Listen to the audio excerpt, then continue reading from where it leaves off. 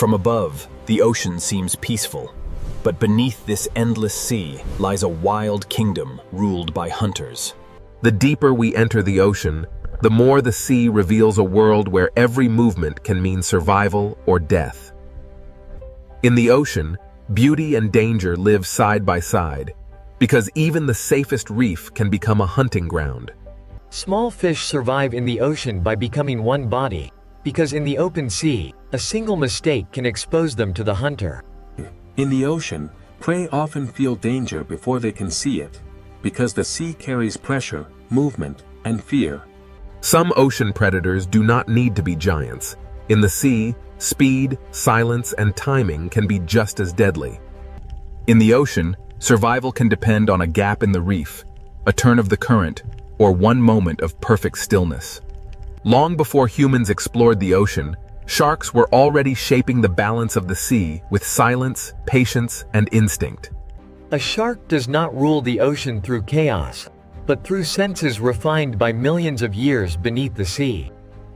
Beyond the reef, the ocean opens into a greater arena, where the sea gives no shelter and only the fastest hunters can survive. Out here in the open ocean, the sea belongs to creatures built for distance, speed, and relentless pursuit. In the ocean, speed is not only movement. In the sea, speed is survival, power, and control.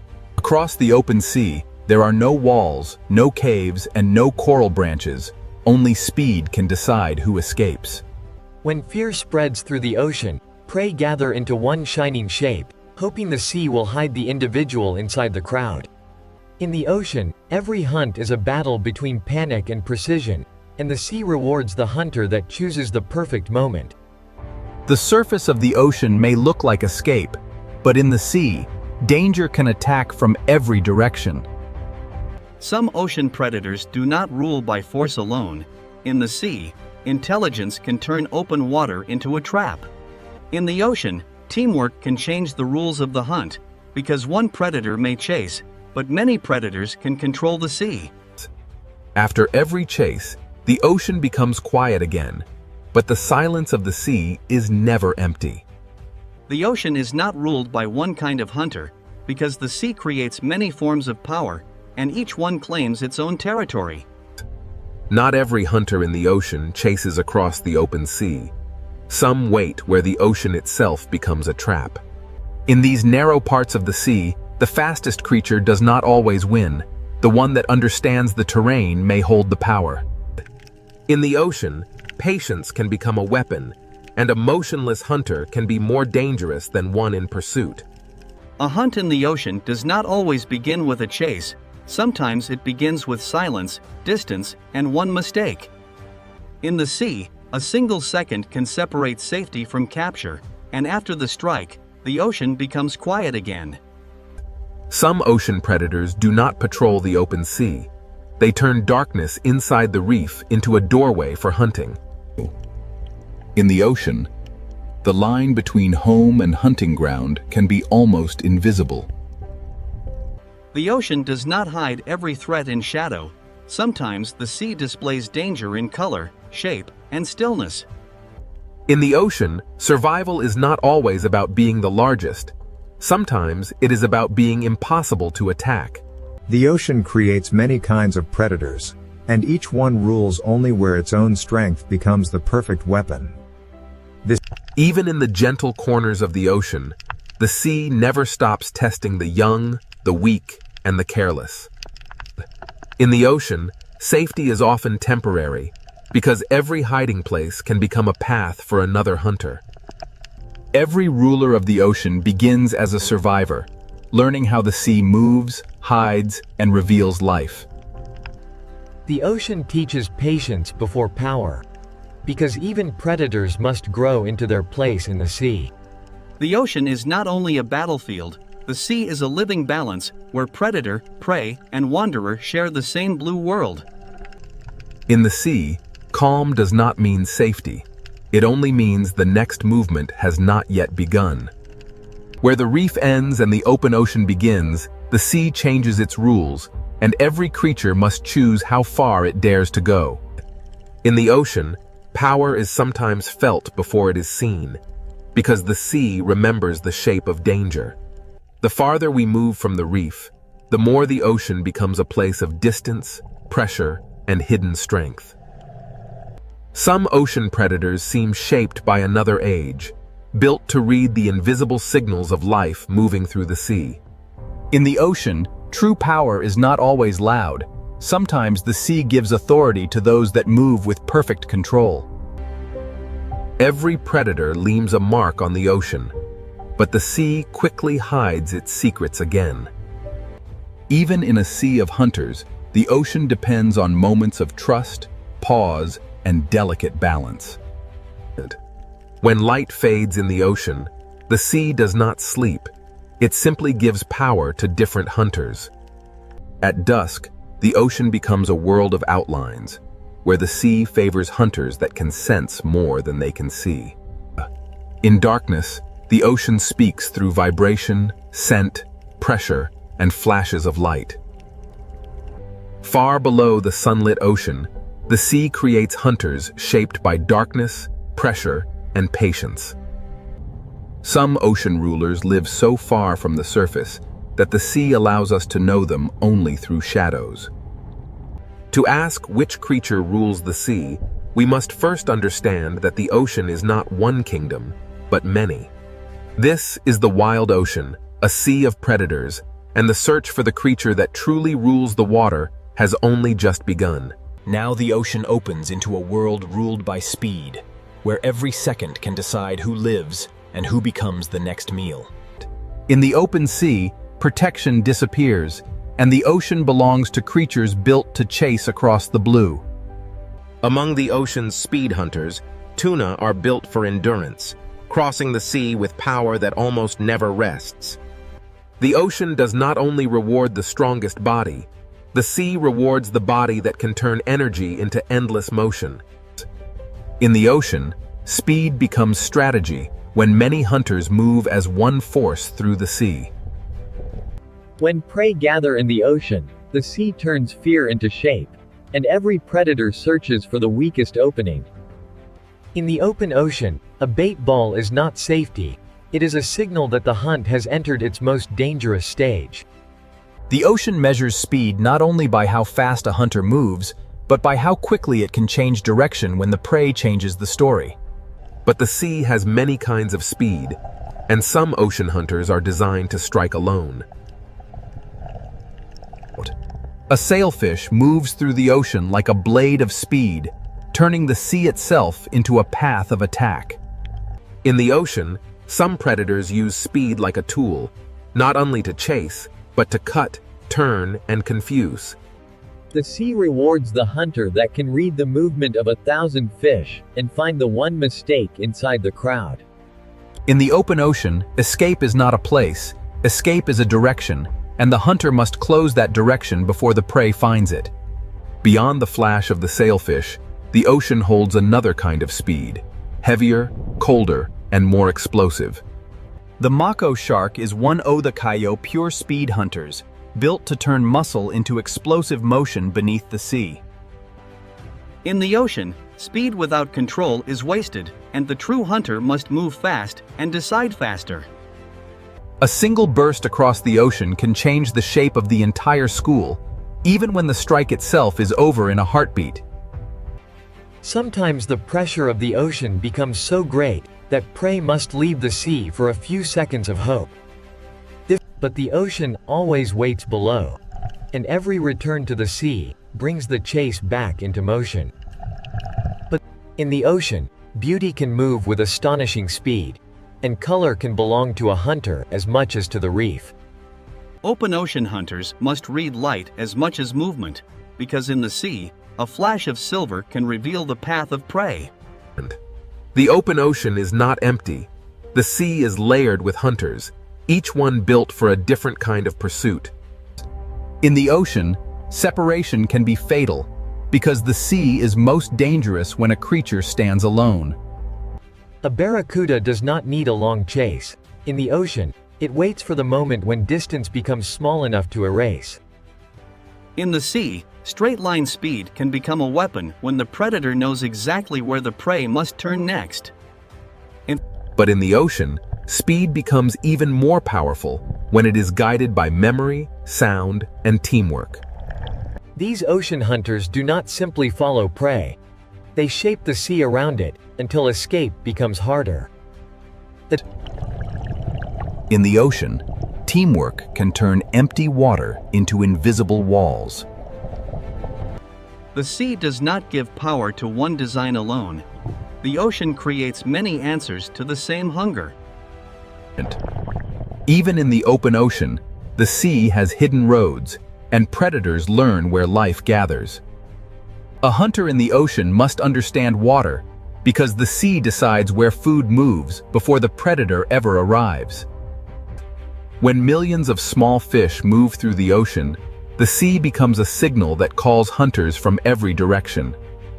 In the ocean, a school survives by turning together, but the larger the school becomes, the more hunters it attracts. The ocean's greatest hunts often begin when many predators follow the same signal of fear. Here, speed rules the sea for a moment, but speed alone cannot explain the full power of the ocean. The ocean can turn from chaos to silence in seconds, and the sea keeps no witness for long. But below the speed of the open ocean, another kind of predator waits, older, quieter, and shaped by time. The fastest hunters may dominate the moment, but the ocean also belongs to predators that have survived for millions of years. Some ocean predators do not need to chase every movement, because their power lies in sensing when the sea is ready. Speed may rule the open ocean, but it is only one answer in the sea's long history of predators. The ocean demands balance from every hunter, because the sea punishes wasted energy as quickly as missed opportunity. To live by speed in the ocean is to live in constant motion, always chasing the next signal of life across the sea. The open sea has shown us hunters of speed, but the ocean's oldest predators are still waiting in the deeper blue. Long before speed ruled the open ocean, sharks were already mastering the sea through silence, senses, and survival. The next question is not how fast a predator can move, but how long a design can survive in the ocean. In the open sea, speed can rule the chase, but in the deeper ocean, something older is about to take control. Now we enter the world of sharks, ancient predators shaped by the ocean long before speed became a spectacle. A great white shark does not need to rush through the sea, because the ocean has already given it patience, strength, and perfect design. In the ocean, a shark is not a monster. It is a living record of millions of years of survival beneath the sea. In the ocean, the hunt often begins long before the chase, when the predator studies movement from below. A shark can turn the ocean's layers into strategy, using depth as cover and silence as pressure. In the sea, power is sometimes measured by the fear a predator creates without touching anything at all. Not every shark rules the ocean in the same way. Some move like wandering investigators of the sea. A tiger shark survives in the ocean by being curious, adaptable, and willing to explore almost every edge of the sea. In the ocean, an apex predator can reshape a place simply by passing through it. The hammerhead shows how the ocean can shape a predator into something strange, precise, and perfectly suited to the sea. In the sea, a predator does not need to see everything when it can feel the hidden movements of life. At the reef edge, sharks become part of the ocean's rhythm, arriving as light fades and confidence changes sides. The reef shark rules through familiarity, knowing every current, corner, and shadow of its ocean territory. Even sharks, the ocean's ancient hunters, are not separate from the balance of the sea. Some sharks carry the ocean's power into murkier borders, where the sea becomes harder to read. In unclear water, The ocean favors predators that can sense what others cannot see. In shallow ocean waters, smaller sharks prove that size is not the only path to control. Here, the ocean rewards agility, because a hunter must turn as quickly as the reef changes shape. A shark's power in the ocean is not only in motion, it is also in knowing when to remain still. In the sea, energy is precious, and the best predators spend it only when the ocean gives them reason. Not every shark dominates the ocean with speed. Some survive through persistence, smell, and careful searching. The ocean has room for many kinds of shark, because survival in the sea is never one single strategy. Far from land, the ocean becomes a desert of blue, and the patient predator may be the one that survives. In the open ocean, a shark must become both hunter and traveler, crossing the sea with calm endurance. The blue shark shows another face of ocean power, light, graceful, and built to roam the sea for extraordinary distances. In the ocean, endurance can be as powerful as speed, because the sea belongs to those that can keep moving. Every curve of a shark's body is an answer to the ocean, shaped by pressure, hunger, and motion. Sharks are not one story in the ocean. They are many stories, written across reefs, coasts, open seas, and darkness. Some sharks carry the ancient ocean into the deep, where speed gives way to pressure, darkness, and patience. In the deeper sea, a shark may not need to move quickly, because time itself becomes part of the hunt. Some ocean predators seem to belong to another time, surviving not through speed, but through endurance beyond imagination. Every ancient hunter of the ocean begins small, learning the sea before it can command it. The ocean teaches every shark the first law of survival. Understand the water before trusting your strength.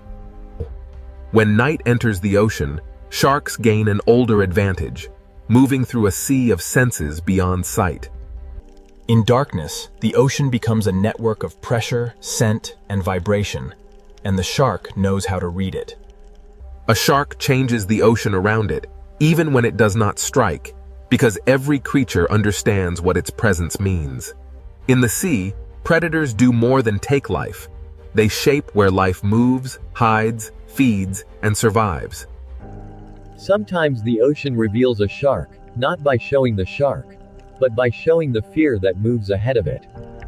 A shark's shape is one of the ocean's most recognizable symbols, because the sea has repeated its success for ages.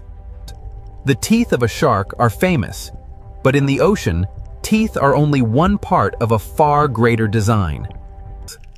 The ocean does not fear sharks as outsiders. The sea depends on them as part of its ancient order. Speed can dominate the chase, but sharks remind us that the ocean also rewards patience, senses, and time. If the sea were ruled by age, survival, and design, sharks would stand among the strongest contenders. But the ocean is too vast for one kind of power, and even sharks share the sea with rivals that hunt in different ways. Beyond the ancient hunters, the sea holds predators whose greatest weapon is not teeth alone, but the mind. The ocean's next challenge to the shark is not only faster or larger, it is more coordinated. If sharks are the ocean's ancient design, then the next hunters may represent something even more difficult to face: intelligence. Sharks have ruled the ocean through time, senses, and survival, but now the sea reveals hunters that rule through memory, teamwork, and strategy.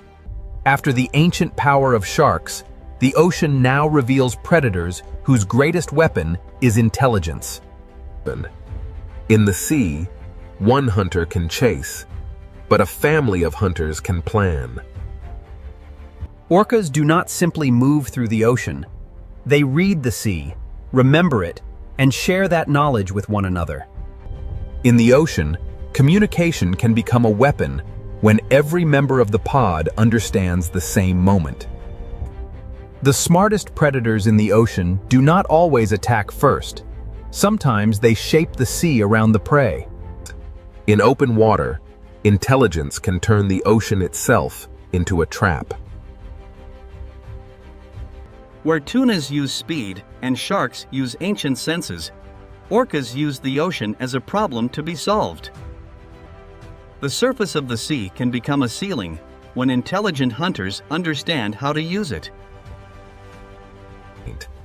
In the ocean, the most powerful strike may come only after the prey has already lost every direction. Orcas show that ruling the sea is not only about taking prey, but about knowing when not to waste effort. In this ocean world, knowledge is passed through generations, carried by families that learn the sea together. Every young hunter in the ocean must learn not only how to move, but how to belong. In the vast ocean, a pod becomes more than a group. It becomes memory, protection, and strategy moving through the sea. Dolphins prove that in the ocean, speed becomes far more dangerous when guided by cooperation. In the sea, teamwork can make open water feel smaller, closing escape routes that the prey cannot see. Across the ocean, intelligence appears in many forms, but some hunters carry it with a scale few others can match. Where the ocean grows colder and rougher, orcas carry their knowledge into hunts that require patience and planning. Some hunts in the sea begin from below, where patience turns the ocean surface into a window. The strength of a pod is not only in each body, but in the way every body understands the plan. In the ocean, intelligence can strike through timing, making one shared movement stronger than 100 separate chases. After the hunt, the pod returns to order, because in the sea, survival depends on unity beyond the moment of attack. In this ocean world, sound can travel farther than sight, carrying intention through the sea. Intelligent hunters do not only watch prey, they watch the ocean itself, because the sea decides where life gathers. To rule a moment in the ocean, a predator must understand not only the prey, but the water that carries it. In the sea, a smart predator does not need to chase every turn if it can predict the next one. The ocean becomes a tool when intelligence turns bubbles, pressure, and shadow into signals of fear. Here, the ocean shows a different kind of dominance, not the fastest chase, but the calm control of every choice the prey can make. A successful ocean hunter does not need chaos to prove power. Sometimes control is the clearest sign of rule. The ocean is too vast for instinct alone. To survive here, a predator must remember where the sea has fed it before. In the open sea, intelligence stretches across distance, keeping the pod connected even when the ocean separates them. A pod survives by sharing attention, because in the ocean, one set of eyes is never enough. Sharks carry the old power of the ocean, but orcas bring a new kind of challenge: coordinated minds moving as one. The sea does not crown a ruler easily, because every predator dominates only where its strength becomes perfect. What makes orcas extraordinary is not only what they can hunt, but how they choose, learn, and adapt across the ocean.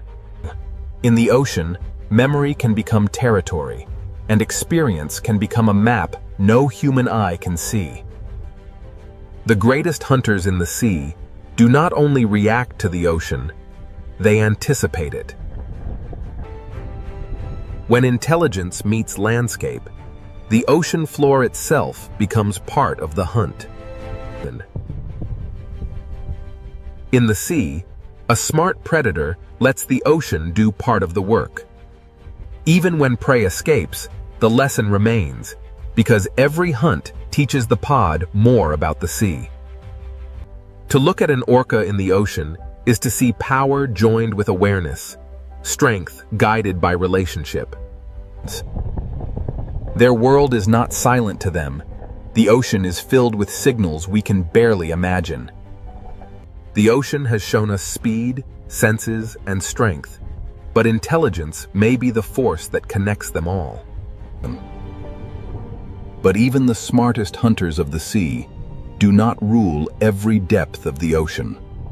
Below the pod, the ocean changes again, and intelligence must give way to darkness, pressure, and strange forms of survival. The ocean's most intelligent hunters have shown their power, but the sea still hides predators that rule by secrecy. If orcas challenge the ocean with intelligence, the next hunters challenge it with patience, camouflage, and life in darkness. The search for the creature that rules the sea now descends into the hidden ocean, where the strangest hunters wait in silence. After traveling through speed, teeth, intelligence, and darkness, the ocean leaves us with one question: who truly rules the sea? The answer is not hidden in one place, because the ocean itself is made of many worlds. In the deep sea, survival belongs to patience, camouflage, and forms of life shaped by pressure. Some ocean predators rule by remaining unseen, holding power in the places where sunlight never reaches. But the ocean is not only darkness. Above the deep, another kind of power waits in the open blue. In the open sea, speed can rule the moment, because the ocean gives no shelter to the slow. The speed hunters command the chase, but even they cannot rule every depth, every reef, and every darkness of the sea. Speed is one answer to the ocean, but it is an answer that must be repeated every day. Then come the sharks, predators whose power is not only speed, but time itself. Sharks have survived by becoming almost perfectly matched to the ocean's demands. From reefs to open water, sharks shape where life moves, hides, and feeds in the sea. A shark can change the ocean without striking, because every creature understands what its shape means. Sharks are not a single answer. They are many ocean solutions refined across millions of years. But if sharks are the ancient power of the sea, orcas challenge the ocean with something different. Orcas bring intelligence, memory, and teamwork into the ocean's struggle for power. Their strength is not held in one body, but in the knowledge shared through the pod. In open water, orcas can turn the sea itself into a trap. Where many predators chase, orcas calculate, and that makes them one of the strongest contenders for the ocean's crown. Their power is not only in what they hunt, but in how carefully they choose each movement. The sea does not offer one simple throne, because every layer rewards a different kind of hunter.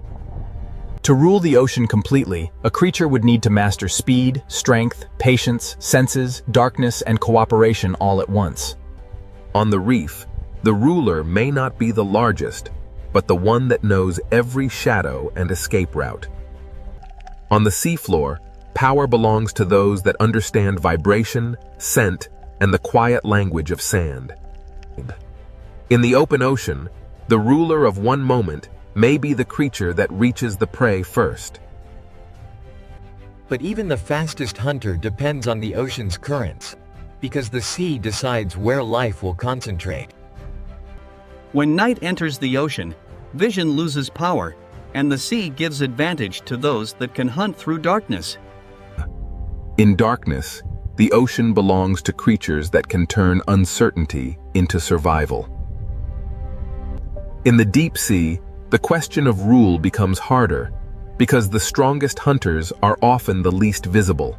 Here, power may belong to the creature that waits longest and spends the least. The ocean has shown us that dominance is not one thing. It changes with depth, light, current, and hunger.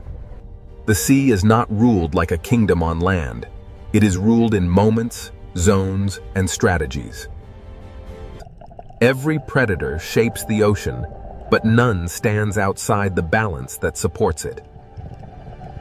The sea survives because predators prevent weakness from becoming collapse. keeping life moving through the system. Fear is part of the ocean, but so is renewal, because every hunt returns energy to the sea. If one creature comes closest to ruling the sea, the orca stands among the strongest answers. With strength, strategy, family, and intelligence, orcas combine many forms of ocean power into one living force. Yet even the orca cannot rule every trench, every reef, every current, and every darkness of the sea.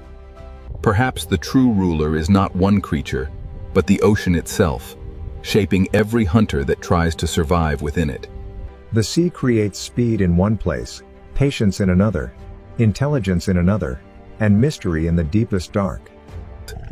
For the small creatures of the ocean, the ruler is whichever predator appears in the next shadow. Every decision in the ocean is shaped by risk, and every risk is shaped by the hunters waiting beyond sight. The ocean does not need one ruler to remain powerful. It is powerful because every layer has its own master. To understand the sea is to accept that power here is shared, contested, and constantly changing. From above, the ocean may look peaceful, but now we know what moves beneath that calm blue skin. No single creature owns the ocean completely, but every great predator reveals one part of what it takes to rule the sea. The tuna rules the chase, the shark rules through ancient design, the orca rules through intelligence, and the deep sea rules through mystery. Among them, the orca may stand as the strongest contender, but even it remains a child of the sea. The ocean does not stop for any ruler. It moves, changes, hides, and begins again. To rule the sea is not to conquer it, but to survive inside its endless changes. Every hunter in the ocean depends on something greater than itself: the current, the prey, the darkness, and the balance of the sea. The sea is beautiful because it is alive. And it is alive because every creature must find its place within the hunt. So which creature rules the sea? The answer depends on where in the ocean you are, and what kind of power the moment demands. In one place, speed rules. In another, teeth. In another, intelligence. In another, darkness. But above them all, the ocean rules them together, shaping every predator and every prey beneath its endless surface. This is the wild ocean, a world where no crown lasts forever, and every ruler must answer to the sea. To the human eye, the Pacific Ocean still looks peaceful, but beneath this sea, the balance is already beginning to change. Inside the upper ocean, warmth begins to gather, forming the first quiet signal of El Niño. El Niño is not a single wave in the sea. It is a warm ocean pattern spreading silently through the Pacific. The Pacific Ocean is layered like a living system, and when the surface sea grows too warm, the deeper balance begins to weaken. This warmth does not crash through the sea. It expands quietly, changing the Pacific Ocean one layer at a time. In this 4K Pacific Ocean Sea, the smallest coral movements reveal how warmth begins to press against life. In the sea, behavior changes before disaster becomes visible, and the Pacific Ocean records every movement. Before storms shift across the planet, the first signal begins here, among the smallest life in the Pacific Ocean Sea. The Pacific Ocean Sea is warming from above, but the next question is what this warmth will do to the winds above the water. The Pacific Ocean Sea is no longer only storing heat, it is beginning to guide the air above the water. The warmer the Pacific Ocean Sea becomes, the more the sky above it begins to build new patterns. Even beneath the surface, the Pacific Ocean Sea reflects the change above it, as warmth connects water, sky, and life. In this 4K Pacific Ocean Sea, life begins to adjust before the full force of El Niño is seen. From this 4K Pacific Ocean Sea, the signal is no longer hidden underwater. It is now rising into the sky and moving outward. In this 4K Pacific Ocean Sea, life is still moving, but the rhythm of the water has already begun to slow. In this 4K Pacific Ocean Sea, warm water is no longer trapped where it once belonged. A clear sea can look peaceful, but in the Pacific Ocean, fewer nutrients can mean less life. The Pacific Ocean Sea releases heat into the air, and the air begins building new weather. When the sea changes, the sky does not remain still. The ocean engine has not stopped, but across this Pacific Ocean Sea, its rhythm has changed. Inside this 4K Pacific Ocean Sea, life follows currents that are no longer behaving as they once did.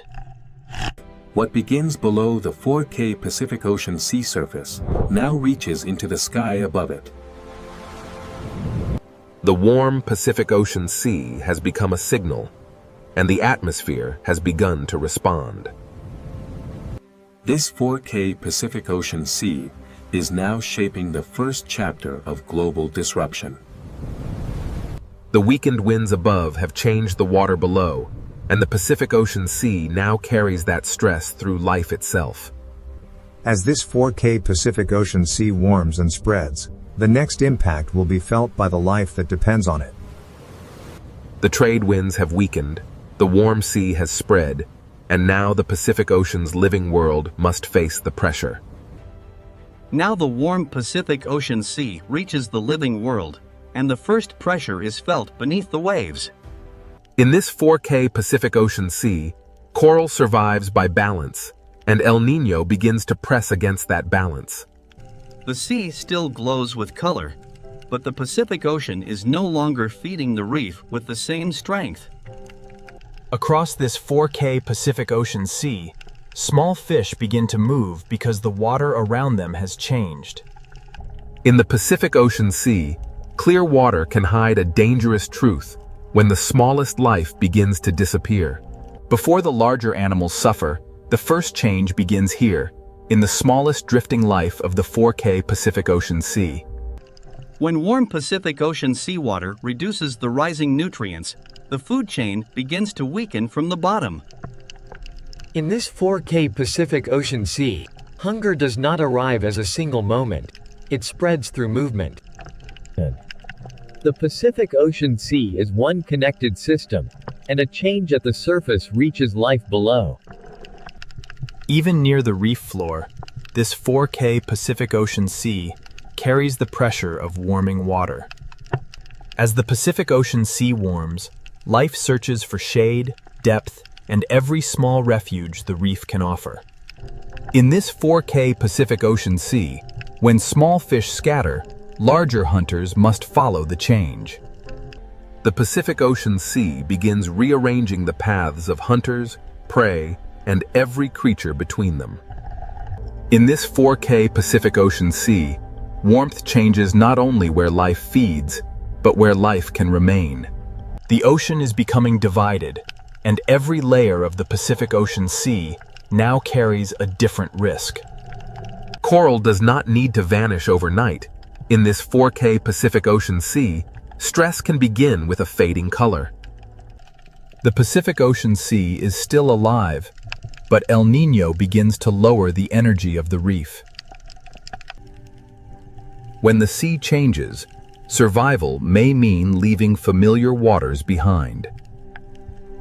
In this 4K Pacific Ocean Sea, even a school can begin to lose its shape when the ocean's rhythm changes. The living sea below and the changing sky above are now part of the same El Niño story. Across this 4K Pacific Ocean Sea, the absence of movement becomes as important as the movement itself. The Pacific Ocean Sea changes slowly, but every animal moving through it must respond immediately. In this 4K Pacific Ocean Sea, beauty remains, but abundance begins to thin. A reef inside the 4K Pacific Ocean Sea depends on movement, and when movement weakens, life waits. The open Pacific Ocean Sea can look endless, but during El Niño, it can also become strangely empty. In this 4K Pacific Ocean Sea, Movement becomes a gamble between heat, hunger, and survival. Even when life finds another reef, the Pacific Ocean Sea carries the same warm pressure with it. The stress of the 4K Pacific Ocean Sea reaches into places the eye almost misses. When the sea holds less food, every feeding movement costs more energy. In this 4K Pacific Ocean Sea, the food web does not break all at once. It loosens strand by strand. The Pacific Ocean Sea reveals the chain of life through layers, and every layer now feels the warmth. This 4K Pacific Ocean Sea remains beautiful, but beauty does not mean the system is safe. The Pacific Ocean Sea carries stress below and sends signals above. El Niño does not need to erase life at once. In the 4K Pacific Ocean Sea, it changes where life can thrive. The deeper sea may offer cooler water, but it also changes the rules of feeding and survival. In this 4K Pacific Ocean Sea, escaping warmth can mean leaving abundance behind. The Pacific Ocean Sea becomes a narrowing space where life must choose between light, food, and temperature. In this 4K Pacific Ocean Sea, stress changes not only where animals go, but how they meet each other. Even the strongest hunters in the Pacific Ocean Sea depend on the smallest drifting life. This 4K Pacific Ocean Sea shows the food web without words, from invisible life to visible struggle. The Pacific Ocean Sea has stressed its living world, and now the warmth begins to move rainfall across the sky. The Pacific Ocean Sea has stressed its living world, and now the warmth begins to move rainfall across the sky. In this 4K Pacific Ocean Sea, life below and rain above are connected by the same warmth. The Pacific Ocean Sea is not silent because nothing is happening. It is silent because life is adjusting under pressure. As the living sea adapts, the next signal rises into the air, where rain will shift and drought will spread. From this 4K Pacific Ocean Sea, the pressure now moves beyond marine life and into the movement of clouds. The Pacific Ocean Sea has changed beneath the waves, and next, the rain begins to move, and distant lands will feel the ocean's heat. The warm Pacific Ocean Sea has stressed the life beneath it, and now the sky will carry that disruption outward. From this 4K Pacific Ocean Sea, rain begins to move away from its old rhythm. The Pacific Ocean Sea gives the sky heat and moisture, and the sky begins to build rain in new places. In this 4K Pacific Ocean Sea, one area receives heavy rain, while another waits beneath a silent sky. The rain falls back into the sea, but the pattern that created it is already moving outward. El Niño does not make the whole ocean sky wet. It shifts where the Pacific Ocean Sea sends its moisture. Across this 4K Pacific Ocean Sea, warmth chooses where clouds rise and where clouds fail to form. Even beneath the 4K Pacific Ocean Sea surface, the movement of rain above becomes part of the ocean's story. The ocean now carries two signals at once: heavy rain over one sea region and dryness over another. The Pacific Ocean Sea becomes the path of a moving climate signal. In this 4K Pacific Ocean Sea, the shadows of clouds reveal where the atmosphere is being rearranged. The warmer Pacific Ocean Sea feeds stronger clouds, but it also pulls rainfall away from its usual places. Over this 4K Pacific Ocean Sea, rain is no longer evenly shared by the sky. A few miles across the sea can separate a flooded sky from an empty one. In the dry side of this 4K Pacific Ocean Sea, even the water column feels still and exposed. The living sea moves through the same boundaries that shape rain above it. Where the Pacific Ocean Sea gives warmth to the sky, rain can fall harder and longer. The 4K Pacific Ocean Sea becomes a reservoir of energy for clouds that grow beyond their normal limits. El Niño can make one sky overflow while another sky is left waiting. In this 4K Pacific Ocean Sea, drought begins not with dust, but with clouds that fail to form. The sea remains full of water, yet the sky above it can still become dry. Across the 4K Pacific Ocean Sea, one connected body of water can create very different skies. Even underwater, the Pacific Ocean Sea can reveal where rain gathers and where dryness remains. The 4K Pacific Ocean Sea does not separate climate from life. It carries both through every current.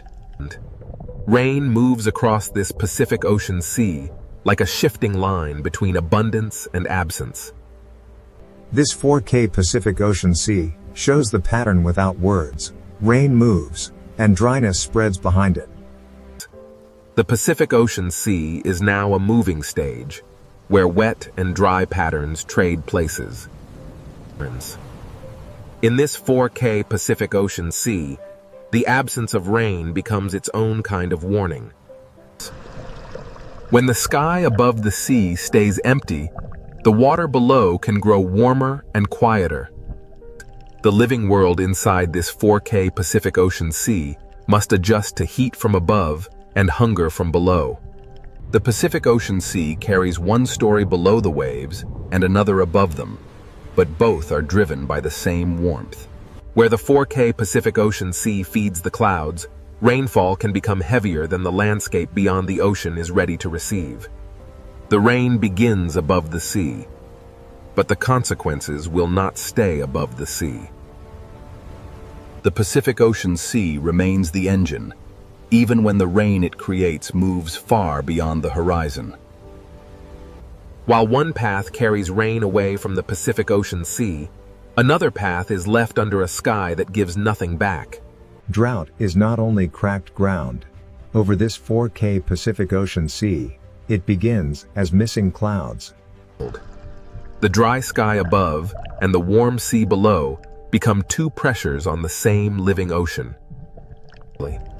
In this 4K Pacific Ocean Sea, dryness above the water can deepen the stress within the water. Across the Pacific Ocean Sea, El Niño draws a line between too much rain and not enough. This 4K Pacific Ocean Sea connects the extremes, turning warmth into imbalance. The ocean does not choose disaster, but when the Pacific Ocean Sea shifts, the atmosphere must follow. In this 4K Pacific Ocean Sea, warmth rises, rain falls, and the cycle grows stronger. From above, the clouds look powerful, but below them, the 4K Pacific Ocean Sea is still the source. The sea below has changed the rhythm, and the sky now plays unevenly above it. The Pacific Ocean Sea keeps its warmth after the rain moves on, preparing the next shift in weather. Every rainfall pattern above this 4K Pacific Ocean Sea leaves a trace beneath the surface. The ocean current carries heat, the sky carries rain, and El Niño connects them both. Now the shifting rain becomes only part of a larger disruption rising from the Pacific Ocean Sea. This 4K Pacific Ocean Sea is no longer only moving rain, it is feeding larger atmospheric consequences. Rain moves, drought spreads, and the Pacific Ocean Sea continues sending heat into a restless planet. The 4K Pacific Ocean Sea now holds the full chain: warm water, weak winds, stressed life, and moving rain. From this Pacific Ocean Sea, the rain has shifted and drought has spread. Next, the heat will rise into storms and global consequences. From this 4K Pacific Ocean Sea, the heat now rises into storms, temperature, and global consequences. The Pacific Ocean Sea has stored the heat, and now the sky begins to use it. In this 4K Pacific Ocean Sea, warmth becomes energy, and energy begins to build storms. The storm above the sea is not separate from the ocean below. It is born from the heat rising out of the Pacific. Even beneath this 4K Pacific Ocean Sea, the storm leaves its pressure in light, current, and movement. The living world inside the Pacific Ocean Sea moves deeper as heat and weather intensify above. The 4K Pacific Ocean Sea feeds the rain, and the rain returns to the sea with greater force. Across this Pacific Ocean Sea, the storm expands because the warmth beneath it does not fade. In this 4K Pacific Ocean Sea, extremes can exist side by side, connected by the same warm pattern. The Pacific Ocean Sea may calm between storms, but the heat remains, waiting beneath the surface. Inside this 4K Pacific Ocean Sea, beauty hides the accumulated heat that keeps the disturbance alive. The Pacific Ocean Sea is not only warmer at the surface, it is reorganized from the surface downward. In this 4K Pacific Ocean Sea, storms above and hunger below are part of the same chain. The Pacific Ocean Sea does not need to destroy a reef at once. Sustained heat can weaken it day by day. In this 4K Pacific Ocean Sea, the cost of heat is written in small fading colors. When the Pacific Ocean Sea changes, even the hunters must follow a food web that no longer holds its old shape. This 4K Pacific Ocean Sea still looks endless, but endless water does not always mean endless life. The living sea below and the changing storm sky above are locked in one Pacific Ocean pattern. Above this 4K Pacific Ocean Sea, the atmosphere grows more restless as heat continues to rise. The Pacific Ocean Sea has moved from silence into force, and the consequences are expanding. In this 4K Pacific Ocean Sea, heat, rain, wind, and cloud now move as one disturbed system. The sea gives energy to the storm, and the storm gives motion back to the sea. Beneath this 4K Pacific Ocean sea storm, life continues, but every movement becomes more demanding. The Pacific Ocean Sea carries the storm downward, turning surface violence into underwater stress. Even away from the storm, this 4K Pacific Ocean Sea remains part of the same heat-driven pattern. The Pacific Ocean Sea does not only move storms, its warmth can lift the temperature of the planet. In this 4K Pacific Ocean Sea, heat rises quietly, but its reach can extend far beyond the water. For life inside the Pacific Ocean Sea, warmth changes where safety, food, and survival can be found. This 4K Pacific Ocean Sea is still living, but its living systems are working harder than before. As the Pacific Ocean Sea warms, movement becomes survival for creatures that once stayed close to home. In this 4K Pacific Ocean Sea, one pressure rarely travels alone. The Pacific Ocean Sea keeps feeding the sky, and the sky keeps answering with stronger signals.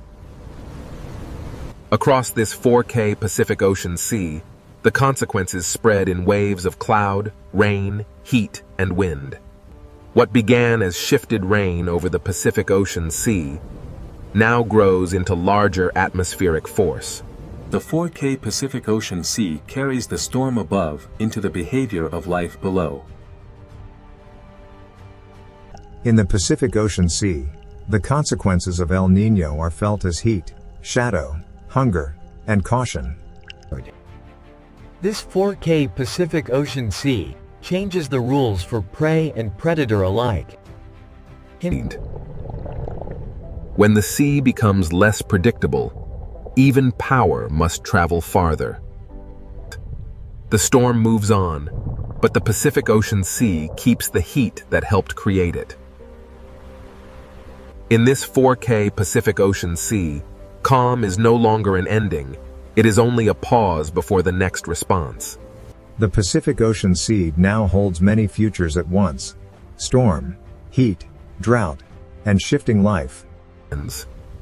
This 4K Pacific Ocean Sea teaches that quiet water can still carry deep disruption.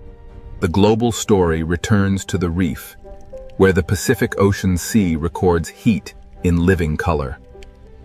Every chapter of El Niño remains connected inside this 4K Pacific Ocean Sea. The Pacific Ocean Sea is beautiful, but during El Niño, beauty and danger share the same horizon. This 4K Pacific Ocean Sea has sent its warmth into the sky, into life, and into the planet's wider climate. From one warm ocean pattern, the Pacific Ocean Sea has disturbed wind, rain, storms, heat, and life. Beneath the 4K Pacific Ocean sea surface, the living world continues under the weight of a changed climate rhythm. After the force of storms and heat, the Pacific Ocean Sea becomes quieter, but the consequences remain. The Pacific Ocean Sea has shown its power, and now the question becomes what this connected planet can learn from it. The storms have risen, the heat has spread, and the Pacific Ocean Sea has revealed one truth. This 4K Pacific Ocean Sea shows that climate is not a single event, but a moving connection between water, wind, cloud, and life.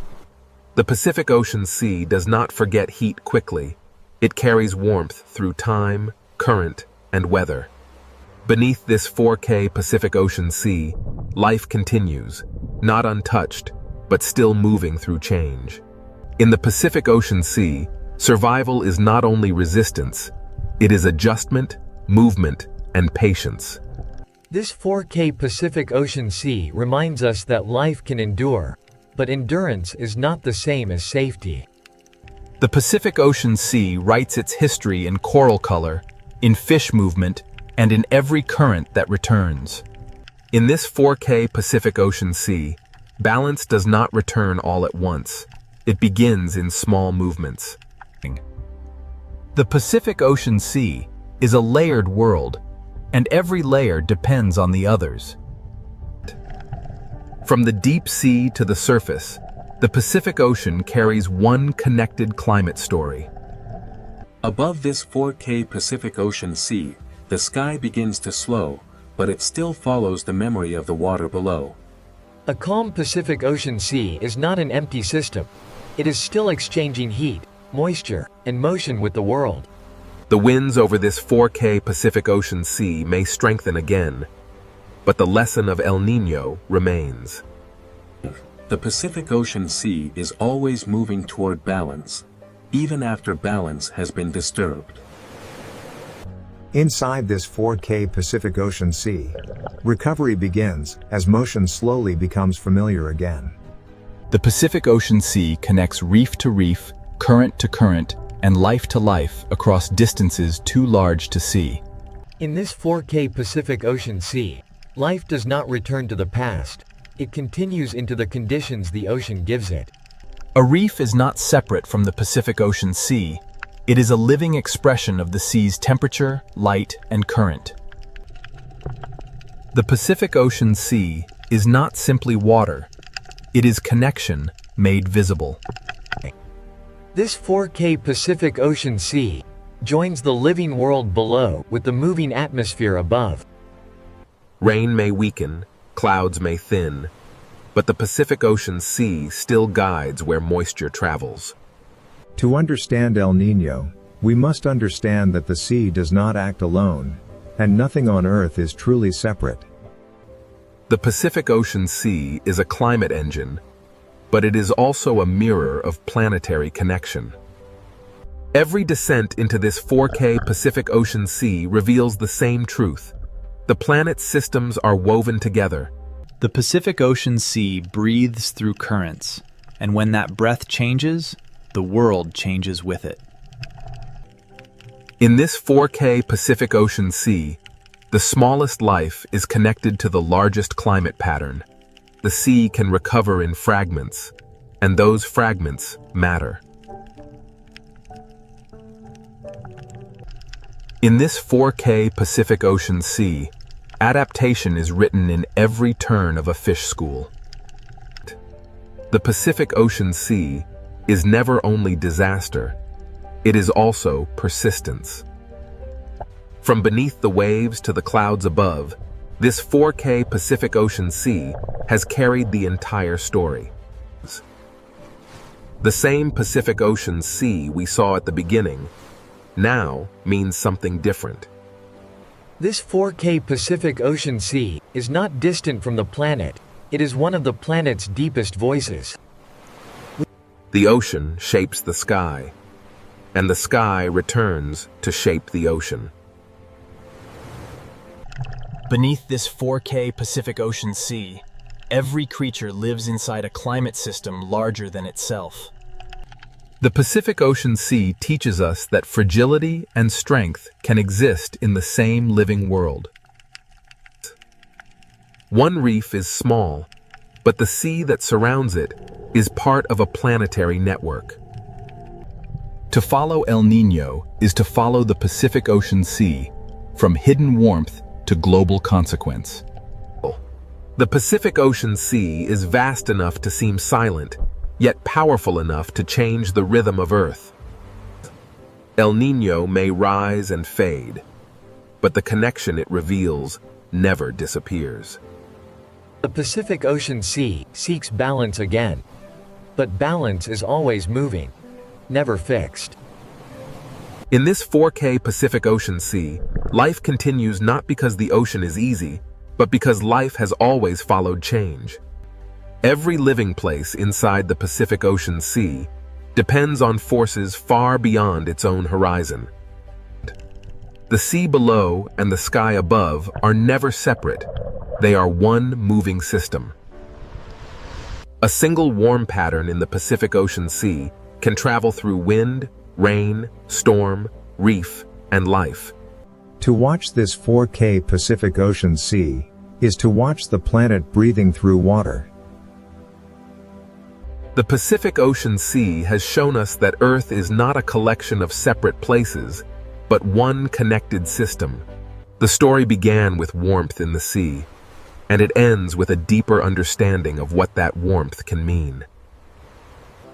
Even when the Pacific Ocean Sea is calm, it is still shaping the future of wind, rain, and life. This 4K Pacific Ocean Sea is more than a place. It is one of Earth's greatest climate forces. El Niño reminds us that the ocean does not need to shout to be heard across the planet. Beneath the surface of the Red Sea, an ancient ocean world waits in silence. At first, the ocean appears peaceful, but the Red Sea has never been truly still. This is more than a reef. It is a living ocean fortress, built slowly by the ancient sea. In this sea, even the smallest life becomes part of a greater design. The ocean writes its history in sand, stone, and the silent movement of life. Where small fish gather in the open sea, unseen hunters are never far away. In the Red Sea, survival often depends on knowing when to vanish into the ocean shadows. Every creature in this ocean listens through movement, sensing danger before it appears. The Red Sea does not always reveal its predators. Sometimes, the ocean only reveals their silence. In the Red Sea, silence is not emptiness. It is the language of survival. Every reef in this ancient ocean is both shelter and trap. To rise into open water is to trade darkness for exposure. In this sea, the smallest movement can travel farther than sound. The ocean often reveals danger through those who fear it first. Before a hunter appears, the Red Sea often becomes strangely calm. Here, beauty is camouflage, and color can hide both fear and hunger. The ancient ocean is built from thousands of hiding places, and each one has a story. To follow the reef inward is to enter the older memory of the sea. And in the quiet heart of the Red Sea, the first silent hunters begin to wake. The Red Sea ocean does not rush its stories. It lets the darkness speak first. In this ancient sea, every shadow belongs to the reef, and every reef belongs to the hunt. Peace returns quickly in the ocean, but never completely. The Red Sea is a world of openings, shelters, edges, and unseen paths. Where the reef begins to fall, the rules of the sea begin to change. Even the sand of this ocean is alive with movement, warning, and escape. Some predators in the Red Sea do not chase. They become part of the ocean itself. In this ancient sea, the difference between stone and hunter can disappear. The ocean teaches every creature to read shape, shadow, and silence. And beyond the reef, the Red Sea ocean begins to reveal the shape of its hunters. The Red Sea ocean gives only glimpses, never answers too soon. Out here, away from the reef, the ocean becomes a place of distance, patience, and hidden movement. A school survives because many eyes become one mind inside the sea. When the ocean suddenly opens around them, the warning has already begun. In the Red Sea, the first sign of a predator is often the silence it leaves behind. Every crack in this ocean wall can become a doorway for hunger. The ocean does not need noise to create fear.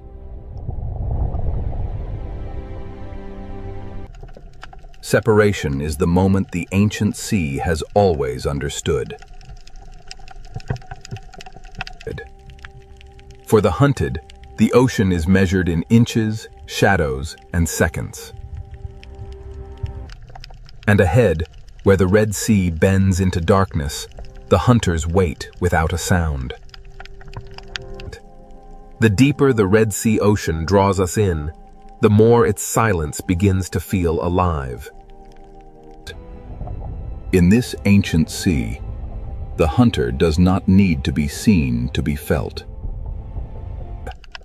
The Red Sea records every movement, even when the creature that made it has already vanished. Every arch, cave, and hollow in this ocean can become a waiting mouth. Here, survival belongs to those who can become invisible inside the sea. The Red Sea does not separate beauty from danger. It weaves them into the same silence. The hunted may escape one shadow, but the ocean is filled with many. This ancient ocean is not random. Every ledge, current, and shadow shapes the lives within it. In the Red Sea, peace is only a pause between movements. And now, beneath the beauty of this ancient sea, the silent predators of the Red Sea begin to emerge. Beneath the beauty of the Red Sea ocean, the hunters are already in position. Some predators in this ancient sea do not chase. They wait beautifully. In the Red Sea, danger can be graceful enough to be mistaken for beauty. Inside the reef, the Red Sea shelters hunters built for patience. The ancient ocean gives even its fiercest hunters a place to remain unseen. Every hollow in this sea may be empty, or it may be waiting. Strength in the Red Sea ocean is often hidden beneath stillness. A hunter does not always need speed. Sometimes it only needs the perfect place. On the ocean floor, the Red Sea teaches predators how to become stone. In this sea, survival may depend on seeing what does not wish to be seen. The Red Sea ocean has hunters that hide not in darkness, but beneath the sand. What looks like empty sand may rise and move with the patience of the sea itself. Beyond the Coral Kingdom, the Red Sea holds hunters made for open water. Here, the reef ends, and the open ocean begins to choose its victims. Some predators carry the authority of the ocean in their movement alone. The Red Sea ocean is divided between those who hide and those who patrol. Among the silent hunters of this sea, some survive by changing who they appear to be. In the Red Sea, camouflage is not only disguise, it is a language written across living skin. Even in the smallest openings of this ocean, power can wait in silence. The Coral Kingdom hides its hunters beneath color, texture, and time. The Red Sea ocean is not ruled by one hunter, but by many forms of patience. Some hunters wait at the edge of traffic, where the reef forces life to pass close. For small life in the Red Sea, every shortcut may pass through danger.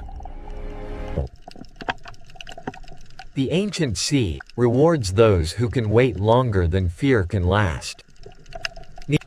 In this ocean, shape can become a mask. The reef does not need cages. It builds its traps from current, shelter, and habit. The Red Sea hides power inside narrow spaces. In this ancient sea, the hunters do not need to gather. The reef gathers prey for them. The Coral Kingdom is beautiful because it is alive, and dangerous because everything alive must feed. To leave the reef is to enter another kind of silence. Some hunters are built for the moment when stillness breaks. In the ocean, fear travels faster than the hunter itself. The Red Sea turns beauty into a wall and patience into a weapon. Here, the line between animal and landscape becomes almost impossible to draw. Below the coral, the Red Sea holds a second world of tunnels and teeth. Not all hunters in this ocean hide in shadow. Some hide beneath light.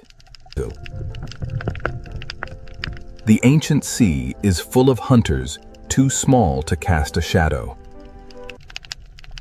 In this ocean, intelligence can hide inside a changing shape. The Red Sea does not always show the hunter leaving. Sometimes, it simply closes around it. At the edge of the reef, silence becomes distance, and distance becomes threat. The Red Sea Ocean is a kingdom of levels, and each level has its own hunter. Each predator holds one piece of the ancient sea's balance. For those who are hunted, the Red Sea is a maze that changes with every current. Every passage through this ocean demands a choice between risk and refuge. The silent predators of the Red Sea do not announce themselves. They let the reef speak for them. In this ancient sea, life returns to calm because danger never truly leaves. Now that the hunters have been revealed, the ancient ocean will show how they survive. The Red Sea has shown us where its predators hide. Next, it will reveal how silence becomes the perfect weapon. The Red Sea has shown us where its predators wait. Now, the ancient ocean reveals how they hunt. In this sea, a hunter may begin the hunt without moving forward. The lionfish does not need to rush. It lets the ocean current and its own beauty close the distance. In the Red Sea, escape routes can become traps before the hunted understands the shape of danger. The great ambush hunters of this ocean save their strength for a single perfect moment. Timing is the oldest language of the sea.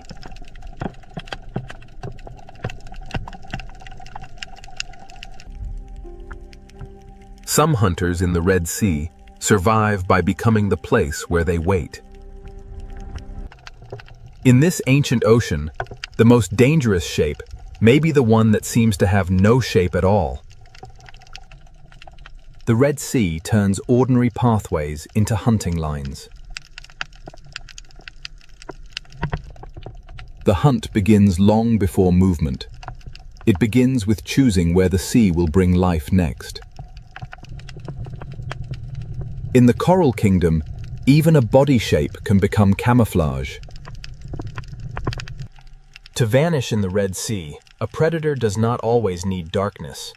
Sometimes it only needs imitation. Few hunters in this ancient sea understand disguise as deeply as the octopus. Across its skin, the ocean writes a disguise that can change from one breath to the next.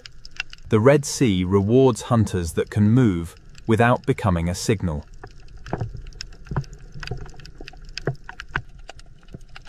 Even the smallest chambers of this ocean can hold sudden power. Here, silence is not weakness. It is control. The reef is not only a home, it is a strategy built from stone, current, and instinct. A cave hunter turns darkness into territory. In this ocean, even fear must share the reef with delicate life.